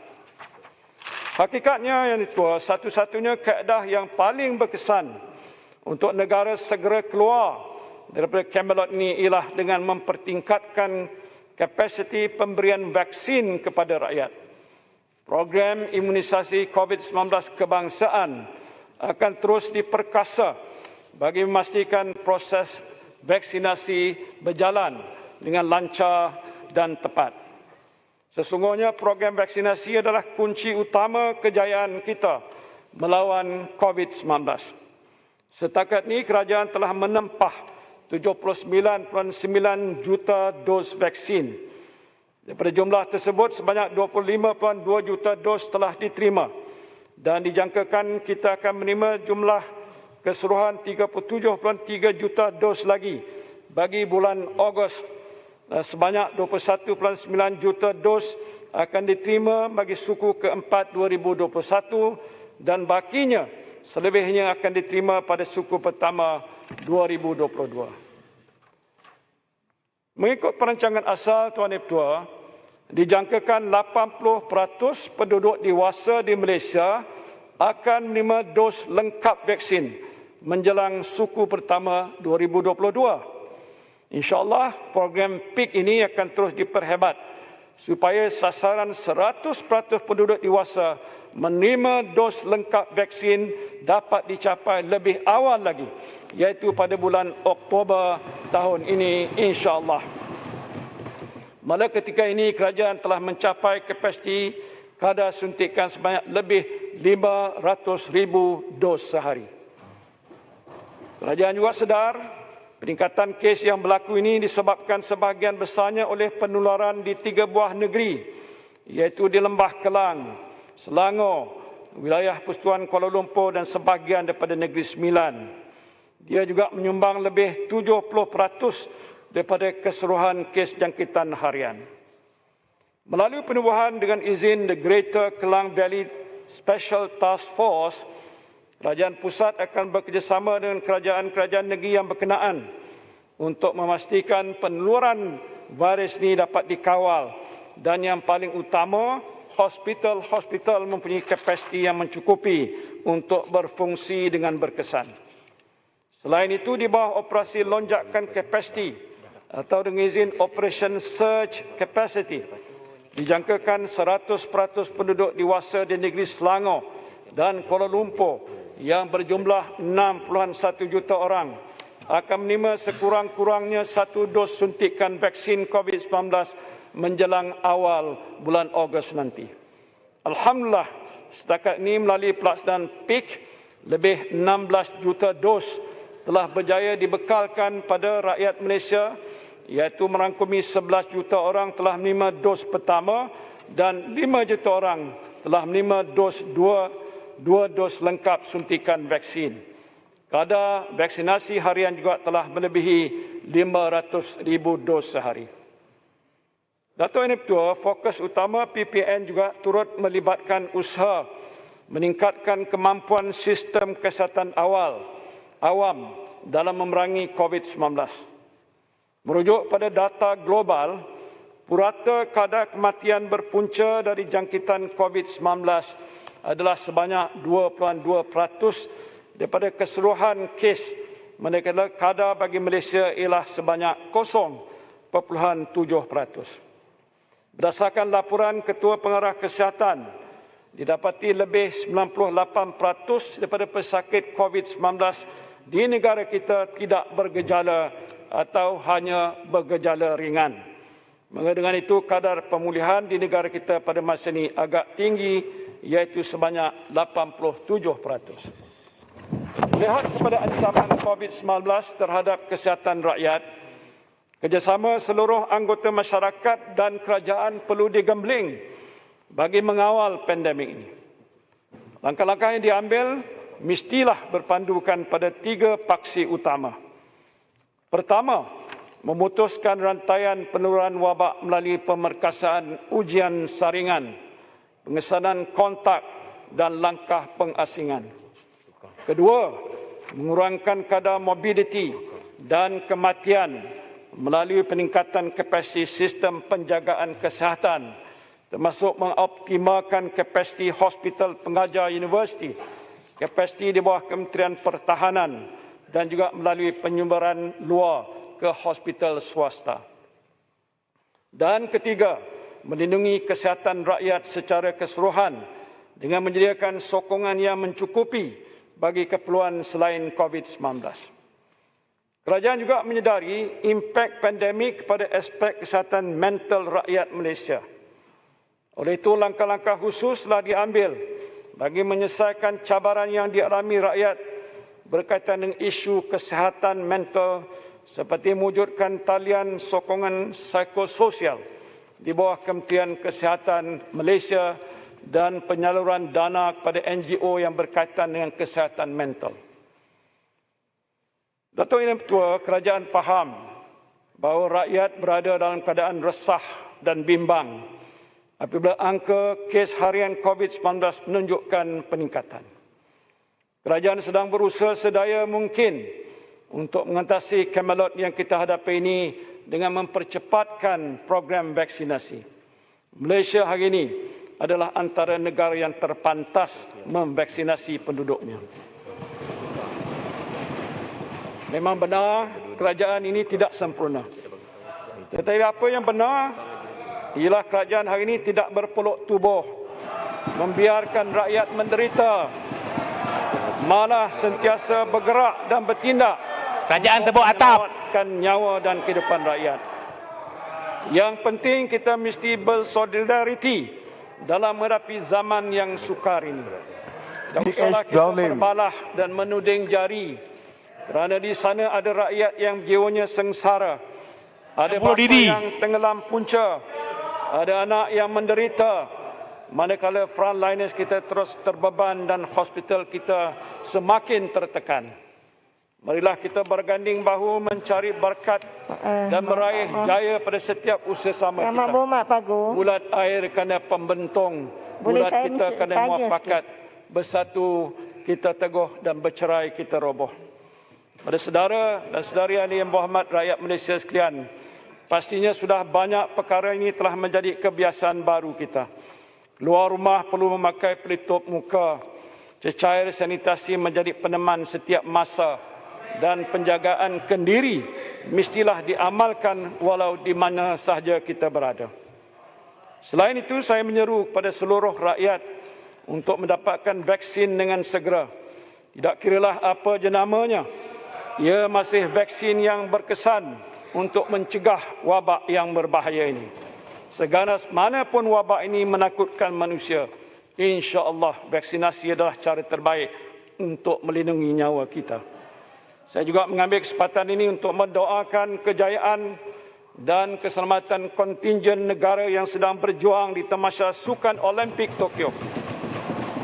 Semoga misi 64 barisan atlet, jurulatih dan petugas yang dipimpin oleh Datuk Lee Chong Wei selaku ketua kontingen negara dapat melakar sejarah kejayaan cemerlang buat negara kita dalam tamasya Sukan Olimpik ini. Datuk Yang Pertua, demikianlah ucapan dan pandangan saya mengenai pelan pemulihan negara yang bertemakan #menang bersama. Saya berdoa ke hadrat Allah Subhanahu Wa Taala agar mudah-mudahan kita dapat terus dilindungi daripada wabak COVID-19 dan diberikan kesihatan yang sempurna. Buat rakan-rakan saya ahli-ahli parlimen, pegawai-pegawai pengiring dan keketengan parlimen yang didapati positif COVID-19, saya doakan mereka semua diberikan kesembuhan segera. Begitu juga pada rakyat Malaysia yang dijangkiti virus ini, saya doakan anda semua mendapat rawatan yang terbaik dan segera sembuh insya-Allah. Amin ya rabbal alamin. Terima kasih Datuk Yang Pertua. Terima kasih Speaker. Assalamualaikum warahmatullahi wabarakatuh. Terima kasih Speaker. Peraturan Dewan. Peraturan Dewan. Tadi semasa Speaker memberi betul kita mula bersidang 36/12, Speaker telah menyatakan bahawa beliau akan membenarkan ahli-ahli parlimen untuk bangkit dan menunjukkan soalan apabila Yang Berhormat menyentuh perkara-perkara. Ketika Yang Berhormat Pandan bangun tadi, kenapa Timbalan Speaker enggan benarkan beliau untuk mencelah? Sebab itu saya nak mengatakan, Speaker sebut tadi apabila selesai, Jelutong, dengar elok-elok. Timbalan Speaker, biar saya habis dahulu. Saya sebenarnya ingin mencadangkan supaya Timbalan Speaker tidak mempengerusikan mana-mana mesyuarat. Sebab Timbalan Speaker bukan saja tidak mematuhi peraturan di luar Dewan, dalam Dewan pun gagal patuhi peraturan. Jelutong dah melampau. Jelutong dah melampau. Baik, terima kasih Jelutong, terima kasih. Baik. No, ini serius. Tuan Speaker sendiri tidak mematuhi peraturan Dewan. Ketika rakyat sengsara, Tuan Speaker pesta durian, betul tidak? Ya. Makan bersama isteri, betul tidak? Pesta durian, betul tidak? Homestay, betul tidak? You cannot follow the law. You should not be here. Jangan mempengerusikan mana-mana sidang dalam Dewan ini. Serahkan budi bicara kepada orang lain. Bawa durian. Okey, baik. Terima kasih Jelutong. Saya bagi penjelasan. Ayat yang digunakan, dibaca oleh Speaker tadi, ayat boleh saya akan nyatakan. Oleh demikian, saya akan membenarkan ahli-ahli yang berhormat untuk meminta penjelasan dan memberi pandangan selepas selesai penerangan daripada Yang Berhormat Menteri-Menteri. Tidak. Jelutong. Ahli yang berhormat, penerangan daripada Yang Berhormat Perdana Menteri ini terbuka untuk ahli-ahli meminta penjelasan dan memberikan pandangan. Ahli yang berhormat, kami ada menerima senarai-senarai nama daripada pelbagai parti. Jadi saya telah rangkumkan dan saya akan sebutkan the first 7 orang yang akan membahaskan. Yang pertama saya jemput Langkawi, kemudian diikuti oleh Jelebu, kemudian diikuti oleh Kota Raja, kemudian yang keempat Jempol, kemudian Sempurna, kemudian Tanjung Karang, kemudian Pematang Pauh. Jadi oleh itu saya menjemput Yang Berhormat Langkawi 7 minit. Baik. Speaker, saya mohon sebelum pergi kepada tuntutan, berilah sekejap Pandan nak bertanya. Tak ada salah pun. It's just a question. Saya pasti Perdana Menteri bersetuju. Betul. Saya kurang-kurang bagi peluang pada Pandan. Timbalan Speaker, tolonglah patuhi peraturan. Kita dah dengar. Patuhi peraturan. Tak ada salah pun bagi 5 minit. Boleh. Speaker? Saya boleh bagi. Sekejaplah lepas ni. Saya benarkan untuk Pandan untuk meminta penjelasan. Silakan. Terima kasih Timbalan Yang Bertuah. Terima kasih pada Yang Amat Berhormat Menteri, Perdana Menteri. Saya tadi bila Yang Amat Berhormat mengatakan bahawa kita ada plan ni kan, yang menyuruh pola berfasa, forward looking, future looking. Ini saya nak tanya, kerana kalau kita nak jaga kesihatan kita, institusi kesihatan kita, kenapa kita tak jaga doktor-doktor? Kenapa kita ada doktor-doktor yang telah memberikan khidmat sumbangan yang begitu lama sampai ke tahap mereka boleh buatkan satu strike macam ini? Sebab itu saya katakan bahawa jagalah pekerja-pekerja kita hardliner ini. Kita sebagai seorang doktor yang telah menjalani latihan, kita banyak memberikan khidmat, tetapi apabila kerajaan tidak merasakan sedikit pun simpati, walaupun bagi sikit, Allah macam batuk tepi tangga je lah. Kalau tu fikirkan, panggil dia orang bincang, itu yang saya nak tanya. Kerana apa pun dikatakan dalam plan, kalau doktor-doktor ini tidak dijaga dengan baik, itu tidak akan membolehkan plan ini realistik on the ground. Terima kasih. Terima kasih Yang Berhormat Pandan. Ya, Yang Bertuah, saya berhubung dengan Yang Bertuah hari Jumaat dan diberi peraturan berikut. Setelah Perdana Menteri berucap, dia beri laluan kepada Ketua Pembangkang, berucap tak lebih waktu daripada yang diucapkan oleh Perdana Menteri, kemudian baru diikuti oleh yang lain. Baik. Itu memang perakuan yang diberikan oleh Yang Bertuah kepada saya. Sekejap ya, sekejap. Nizam. Minta sekejap sekejap. Senarai no. Ikut list ni. Ikut saya. Ahli berhormat, saya dimaklumkan memang ada senarai dan memang senarai ini saya akan ikuti. Ya. Ikutlah convention. Baik. Ahli berhormat, saya Pembangkang beri 10 minit untuk Ketua Pembangkang cakap. Silakan. as long as Paguh tadi sepatutnya. Baik. Tak apa. Saya bagi Ketua Pembangkang. Betul. Speaker, minta point for order. Tuan Yang Di-Pertua, untuk makluman semua, tiap-tiap hari ada tajuk yang berbagai-bagai. Jadi kita ikut senarai yang kita hantarlah. Bukan Baik, hari ini saja. Besok akan ada tajuk yang lain. Jadi Pembangkang yang gagal. bukan untuk Ketua Pembangkang boleh pilih mana-mana hari yang dia hendak. Dia juga ahli parlimen seperti saya. Terima kasih. Baik, terima kasih Hara. Sila ada Standing order 14.1 I penerangan daripada menteri-menteri. Biasanya kalau kita ikut convention parlimen, sebaik saja penerangan yang dibuat oleh menteri-menteri, tidak boleh ada sebarang perbahasan atau pencerahan. So sekarang ini adalah satu departure dengan izin daripada apa yang diamalkan sebelum ini. Adakah ini satu perbahasan? Ya. Kalau bukan satu perbahasan, tidak patut di bawah 14.1 I. Ini saya rasa memang salahnya pertama.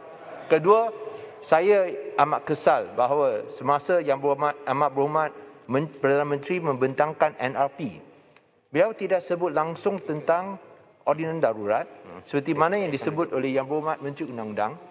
Ordinan darurat telah pun dimasukkan pada 21 hari bulan Julai.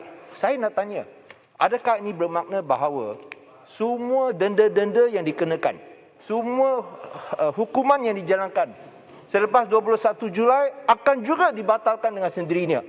Kerana setahu saya, masih dilaksanakan ke atas mereka yang dihukum oleh pihak berkuasa. So sekarang kita tidak ada sebarang penjelasan. I think this is a very important matter. Betul. Ini satu perkara yang amat penting. Bahawa penjelasan susah nak bernafas. Penjelasan harus diberikan oleh pihak yang amat berhormat Perdana Menteri. Kerana ini adalah suatu perkara yang amat penting. Dalam keadaan ordinan darurat dan juga proklamasi darurat ini harus dijelaskan oleh Perdana Menteri, kerana Perdana Menteri lah yang membuat rujukan ataupun mendapat perkenan daripada istana. Tidak boleh oleh menteri. Perdana Menteri kena jawab perkara yang begitu penting ini. Saya harap, saya mohon Yang Amat Berhormat Perdana Menteri, berikanlah penjelasan. 21 hari bulan Julai, Kabinet telah masukkan semua ordinan darurat. Adakah ini telah disembahkan kepada istana? Kedua, darurat tidak akan dilanjutkan selepas 1 hari bulan Ogos. Adakah juga ini disembahkan kepada istana? So itu perkara penting kerana negara nak tahu kedudukan sekarang. Terima kasih. Terima kasih Yang Berhormat Bagan. Saya nak tambah soalan. Saya benarkan Bagan saja mohon penjelasan. Minta akan jawab. Speaker, peraturan musyawarah perlembagaan. Boleh. Isu yang sama. Dalam masa yang diambil untuk jawab persoalan berkenaan dengan Seksyen 1503. Tuan Speaker, kita juga ada artikel 150/7 di dalam Perlembagaan Persekutuan yang menyatakan bahawa walaupun satu ordinan itu ditarik balik ataupun tidak berkuat kuasa, tapi undang-undang itu masih berkuat kuasa untuk 6 bulan selepas daripada itu. Jadi soal dia, kita nak minta supaya diberikan penjelasan berkenaan dengan apakah status ordinan ini setelah pengumuman dibuat oleh Menteri Undang-Undang tadi, dan dalam keadaan tersebut juga termasuk soal-soal berkenaan dengan tindakan yang telah pun diambil. Terima kasih. Tuan Speaker, ringkas saja Pasir Gudang. Saya nak teruskan kepada Ketua Pembangkang untuk meminta penjelasan, memberikan pandangan. Sesi ini akan dikumpulkan dan akan dijawab. Kemudian, there will be a session, Bagan. Kerana sekarang darurat kalau tak dipakai, itu bermakna dipulihkan seperti biasa. Ini dinyatakan oleh Menteri Undang-Undang. Tak boleh main-main dalam perkara ini. Tuan Speaker, Ini minta perkara penjelasan penting. boleh lah. Harap boleh Proklamasi berikan darurat penjelasan. belum dibatalkan. Yang dibatalkan ordinan darurat. Proklamasi darurat sampai 1 Ogos. Same. Ordinan darurat kalau dibatalkan. Semua denda-denda tak boleh pakai. Hukuman tak boleh dijalankan oleh pihak berkuasa. Dia tak boleh pakai Sekarang lah. masih dijalankan. Tidak akan disambung lah. Tuan Speaker. No, but you must inform. You cannot just not inform. Already revoked. Question of another 6 months tak timbul lagi sebagaimana pucung So that is why we say that you have to. 1507 That tak means pakai this is lagi. a shame. Ya. Itu shame kerana masih berkuasa 6 bulan. Itu satu shame. Sungguh pun sudah 6 bulan tak dibatalkan tapi pakai masih kerana berkuasa. telah Mesti di-revoke diputuskan dalam Dewan Yang ataupun Mulia ini. di-annul Perdana oleh Menteri Dewan. kena jawab lah, Perdana Menteri. Timbul lagi. Perdana Menteri kena jawab. Itu sebab kena Bagi diputuskan satu dalam penjelasan yang jelas. Berkuasa 6 bulan. So kalau you revoke pun tak ada makna. Itu sebab kita mau undi dalam Dewan ini. Sama ada diluluskan atau dibatalkan. Speaker. Baik, terima kasih. Alright.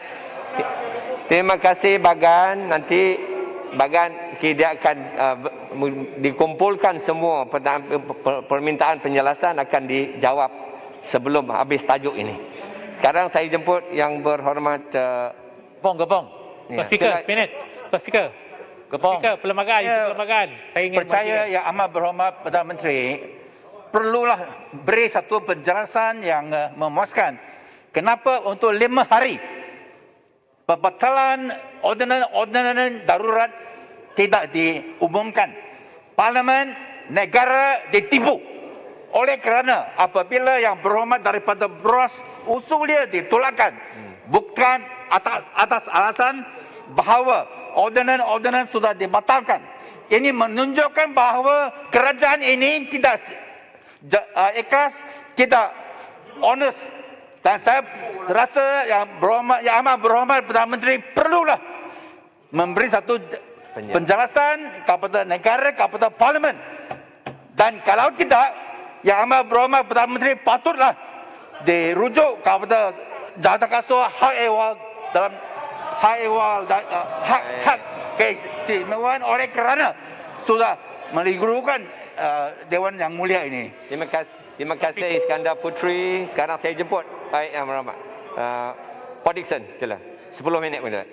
Tuan Speaker, saya nak raise isu perlembagaan ni. Saya masih Isu perlembagaan. Tuan Speaker, you have to listen. Boleh? Okay. Sila Yang Berhormat Saya Paul masih Dickson. pegang kepada janji yang dipertua dan saya akan teruskan. Iaitu pertama, terima kasih atas pembentangan tadi dan ruang yang diberikan untuk ahli-ahli berhormat mengumumkan pandangan dan saya anggap perbahasan walaupun tidak ada pengundian. Yang pertama, saya masih perlu rujuk apa yang disebut oleh Menteri yang juga dibangkitkan oleh Bagan, Iskandar Puteri dan beberapa lain, Puchong, tentang ordinan darurat. Saya percaya Yang Berhormat Perdana Menteri setuju bahawa pengisytiharannya atau pembatalannya adalah suatu yang serius, yang tidak boleh dibuat sewenang-wenang secara spontan. Saya tahu keperluan Menteri mahu menjawab untuk mengelakkan perbahasan berterusan. Tetapi untuk memberikan jawapan begitu rupa, saya fikir pertamanya memang unprecedented. Major policy decision seperti ini haruslah dibentangkan secara hormat kepada ahli parlimen supaya kita sama ada peraku, setuju atau menyambut baik. Dan ini tidak berlaku. Saya juga gusar. Saya bayangkan awal tadi, kita di tahap krisis perlembagaan sekarang ini. Sudah tahu tentang kenyataan-kenyataan Gajah-Gajah Melayu dan Yang di-Pertuan Agong. Saya tidak pasti sama ada pertama, hal yang diumumkan oleh Menteri telah dipersembahkan atau diperkenankan kerana tidak disebut dalam membawa usul darurat. Kita persembah. Saya diberitahu Perdana Menteri, Menteri-Menteri, Peguam Negara, berapa orang datang mempersembah pada tuanku, meyakinkan tuanku. Apakah pembatalan ini dibuat dengan mempersembahkan dan mendapat perkenan? Saya belum pasti. Saya minta penjelasan kerana kalau ini belum berlaku, pengumuman ini tidak boleh dibuat dengan satu bentuk penghinaan kepada institusi Raja-Raja Melayu, khususnya Agung. Ini bukan boleh ni. Politik yang ringan. Betul. Saudara mesti bertanggung. Yang berhormat pengusi, kita di parlimen ini sama-sama bertanggungjawab. Kalau ada yang mengatakan tidak ada masalah, mereka ini tidak bercakap benar. Semua orang tahu bahawa memang ada permasalahan. Dan permasalahan ini perlu dileraikan dengan hormat, dengan baik dan tidak dipertajamkan. Saya fikir melihat kepada sidang hari ini dengan pengumuman yang dibuat akan mempertajamkan krisis perlembagaan yang sekarang kita hadapi. Dan Perdana Menteri, Menteri berkenaan harus bertanggungjawab kerana mengemukakan satu hal usul yang melibatkan kuasa yang diperuntukkan dalam perlembagaan 1503 darurat ini, tetapi mengenepikan institusi raja dari segi mempersembah dan mendapat perkenan terlebih dahulu. Itu yang pertama. Yang kedua yang juga terkait adalah keperluan memaklumkan bukan dengan pengumuman begitu. Pengusi sedia maklum tentang proses parlimen ini.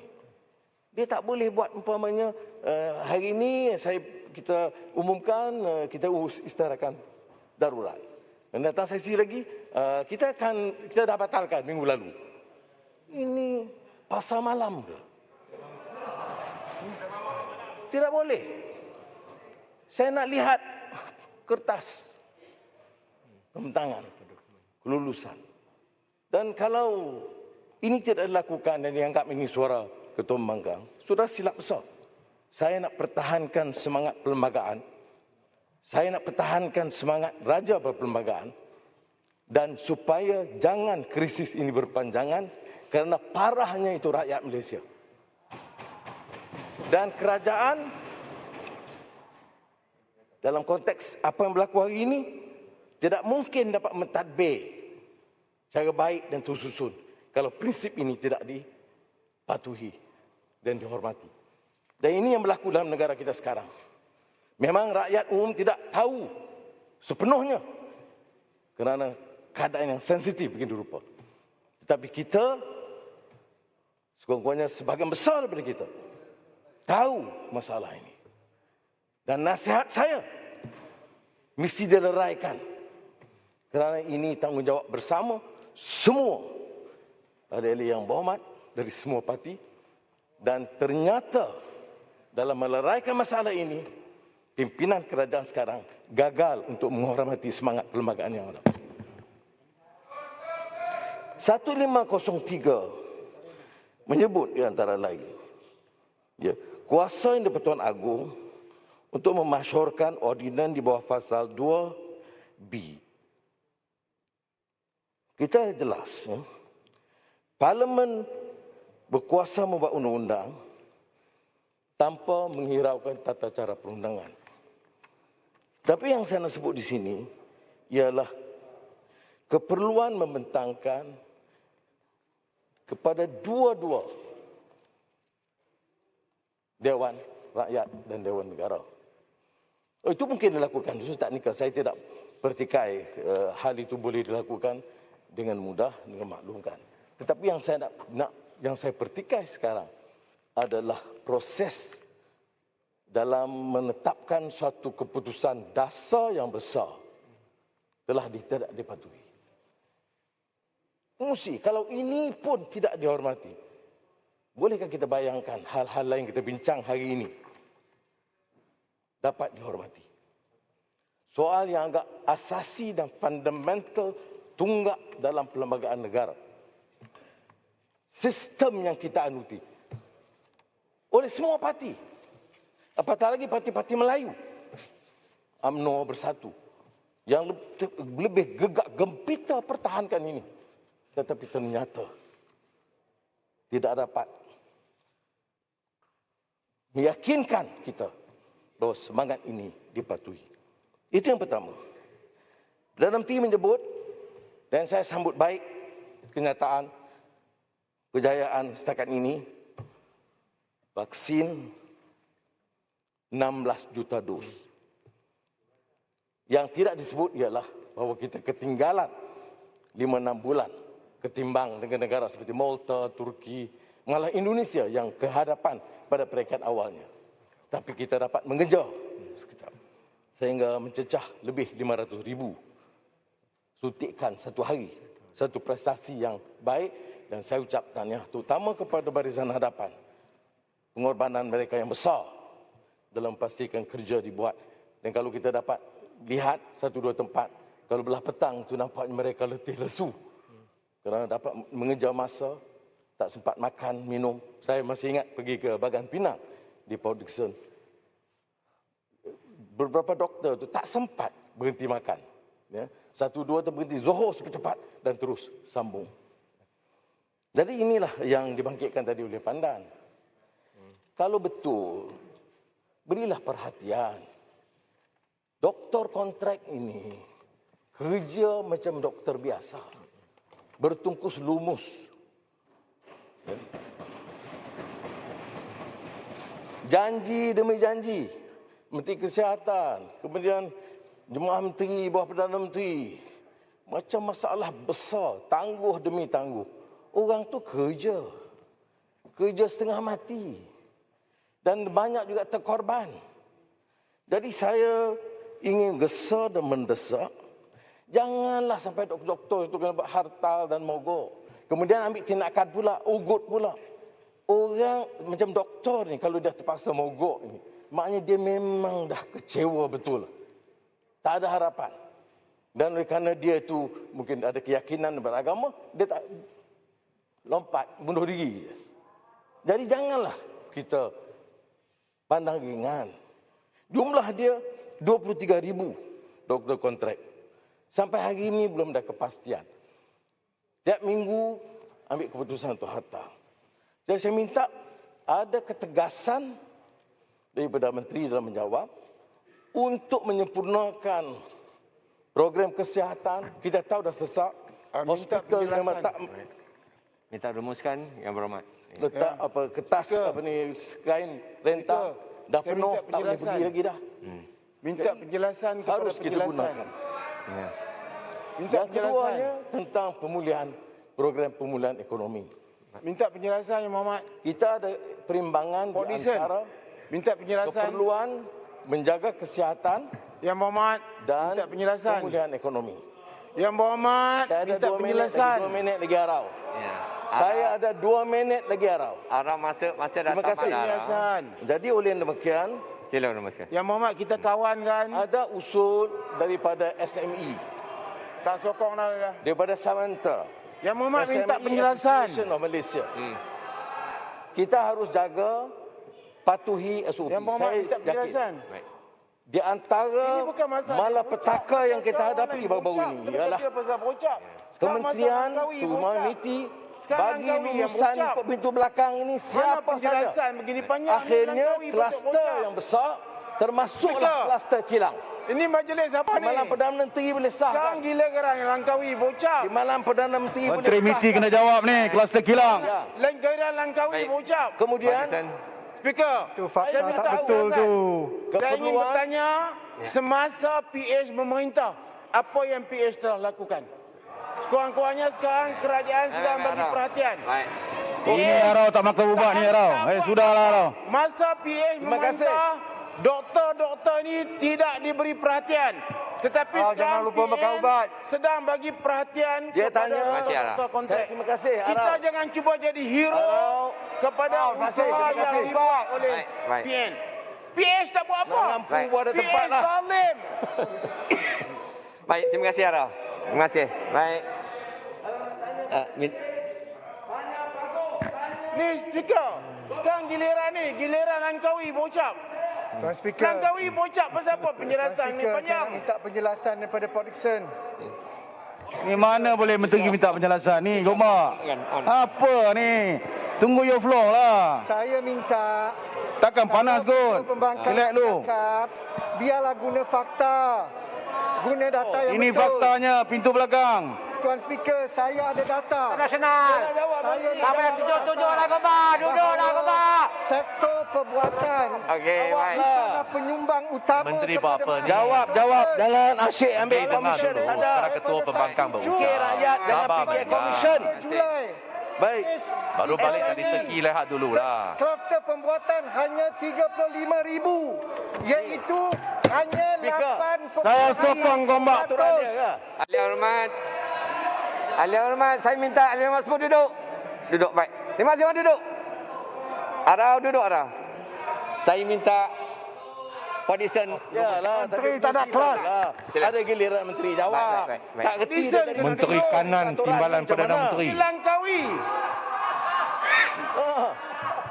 Menteri ada giliran lah. Tunggulah giliran awak. Menteri tolong bagi kuliah lah kepada menteri uji peraturan sikit. Bentangkan fakta. Seminta Bentangkan fakta. Takut. SME Association of Malaysia guna menyebut emosi. tentang Kita kenal siapa Podison ini. Bohong. ditutup. Tahu boleh kecil hati tak dapat jadi TPM. Okey. Podison. Rau dah cakap cukup lah. Podison masuk. Jangan fras tak jadi timbalan Perdana Menteri ya. Nak luahkan perasaan. Tunggulah giliran. Dah tamat habis. Saya bentang fakta bukan emosi. Saya dah bawa statistik. Sebab SME saya tahu Pakatan Association Harapan of Malaysia akan berbohong ajar dalam menteri Dewan ya. Rakyat. Ahli hormat, masa Podison dah tamat. Dan saya nak panggil Langkawi pula ni. Tak kawan.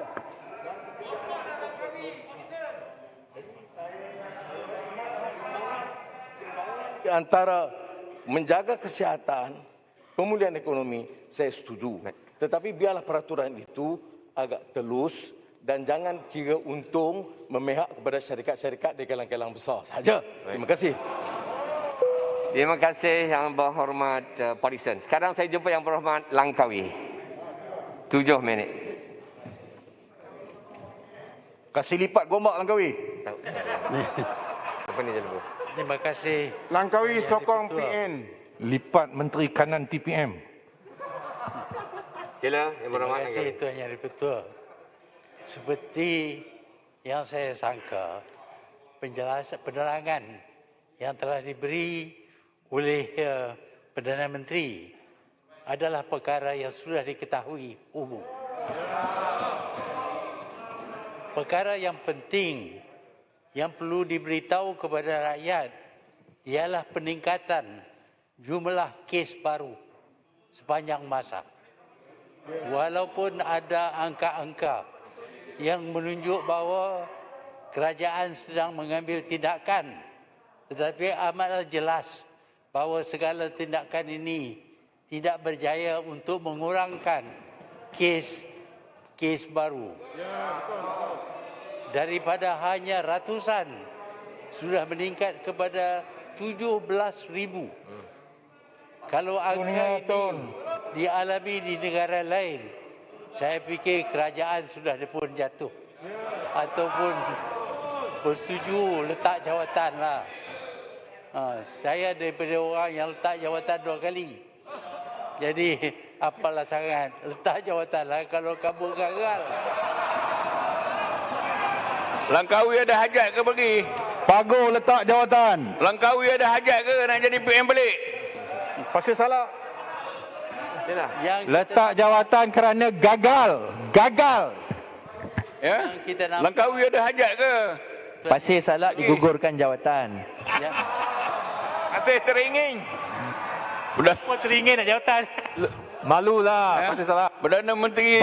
Saya minta apabila seorang ahli berhormat sedang bercakap, jangan ada gangguan. Silakan Tuan Langkawi. Jangan ganggu, makan durian je boleh. Udahlah, dulu dah merasa dah lama. Cukuplah tu.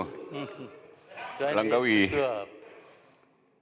Kita lihat kerajaan ini meniru apa yang disebut di luar daripada kerajaan. Yang terakhir ialah apabila ada cadangan di luar untuk menubuh satu majlis pemulihan negara, maka kerajaan pun menubuh majlis penubuhan negara. Kononnya akan dianggotai oleh ahli-ahli profesional. Tetapi nampak jelas bahawa badan ini adalah badan politik dan disertai oleh pemimpin-pemimpin politik yang akan melapor kepada Perdana Menteri. Ini tidak menumpu kepada masalah yang kita hadapi. Masalahnya ialah masalah kesihatan. Masalah penyakit wabak yang begitu mudah dijangkiti sehingga boleh bertambah tiap-tiap hari beribu. Tetapi tak ada banyak pertumpuan yang diberi bagaimana untuk mengurangkan bilangan kes-kes baru ini.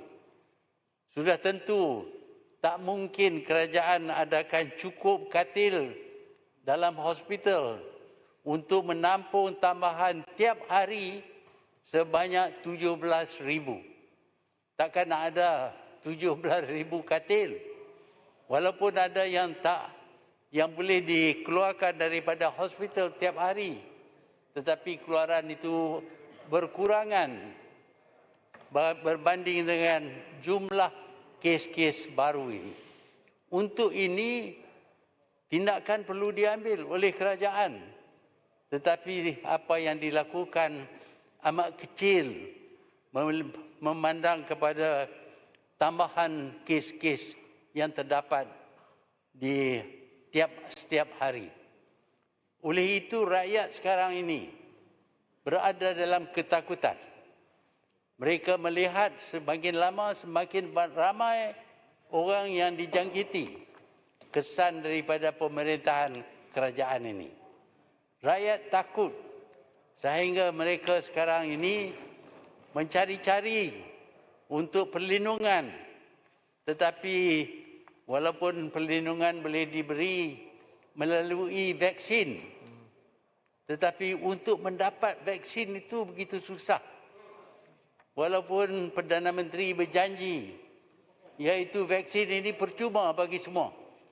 Tetapi sekarang ini dilapor bahawa satu vaksin akan dijual dengan harga RM350. Mana dia janji? Selangor buat tu. Tuan Yang di-Pertua, sekatan diadakan terhadap import vaksin. Hanya satu syarikat saja yang boleh import vaksin ini. Dan syarikat ini akan menjual. Sementara ramai orang mati, ramai orang mengidap penyakit, ramai yang bunuh diri. Kita duk kira macam mana nak dapat duit daripada jualan vaksin. Inikah kerajaan yang prihatin, yang menumpu kepada masalah yang dihadapi oleh rakyat. Yang betul, saya harap kalaupun tidak diadakan sidang parlimen yang sebenar, dalam sidang penerangan ini juga akan dilapor bagaimana kerajaan bercadang untuk mengurangkan bilangan kes baru. Tetapi saya tak nampak apa yang dicadangkan oleh pihak yang amat berhormat Perdana Menteri tadi menunjuk bahawa kerajaan memberi perhatian yang serius kepada penambahan pesakit-pesakit dalam negara kita. Mungkin angka di negara kita ini kurang, tetapi penduduknya juga kurang. Kita mempunyai cuma 32 juta orang. Tak usahlah banding dengan India. Banding India mempunyai 1.4 bilion orang. Ini kita dengan negara yang begini kecil masih tak mampu untuk mengawal penyakit ini. Sepatutnya dari awal lagi kerajaan mengambil tindakan-tindakan. Di waktu jumlah pesakit baru tidak pun sampai 2,000. Tetapi sekarang angka ini sudah meningkat kepada 17,000. dan ada yang berpendapat bahawa tak lama lagi akan meningkat kepada 25,000 orang. Sudah tentu kita tidak boleh rawat mereka. Kita tidak boleh ada cukup katil bagi mereka. Sebab itu usaha untuk mengurangkan jumlah pesakit baru ini sepatutnya menjadi tumpuan kerajaan. Tetapi tak banyak yang dicadangkan, melainkan dengan menubuh satu badan yang dianggotai oleh ahli-ahli politik dan membuat laporan kepada Yang Amat Berhormat Perdana Menteri. Laporan banyak sudah disampaikan kepada Yang Amat Berhormat Perdana Menteri. Tiap kali laporan dibuat dan tindakan kuningnya diambil, jumlah pesakit meningkat. Daripada 200, 300 meningkat sampai 17,000 dan akan meningkat lagi. Inilah yang menakutkan rakyat. Sepatutnya kerajaan memberi perhatian kepada masalah yang dihadapi oleh rakyat. Tetapi ternampak duit yang sebanyak 350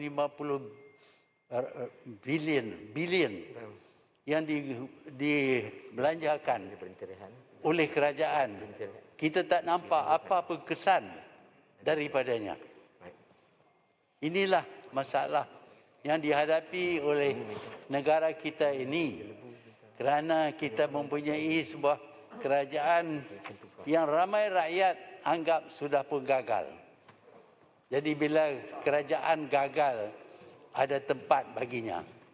Itulah harapan kita dan kita yakin bahawa kalau urusan izin laluan berkenaan dengan jangkitan ini diserah kepada badan profesional yang tahu berkenaan dengan jenis penyakit ini dan cara-cara untuk membendung perkembangan penyakit ini kepada lebih ramai daripada izin laluan Langkawi.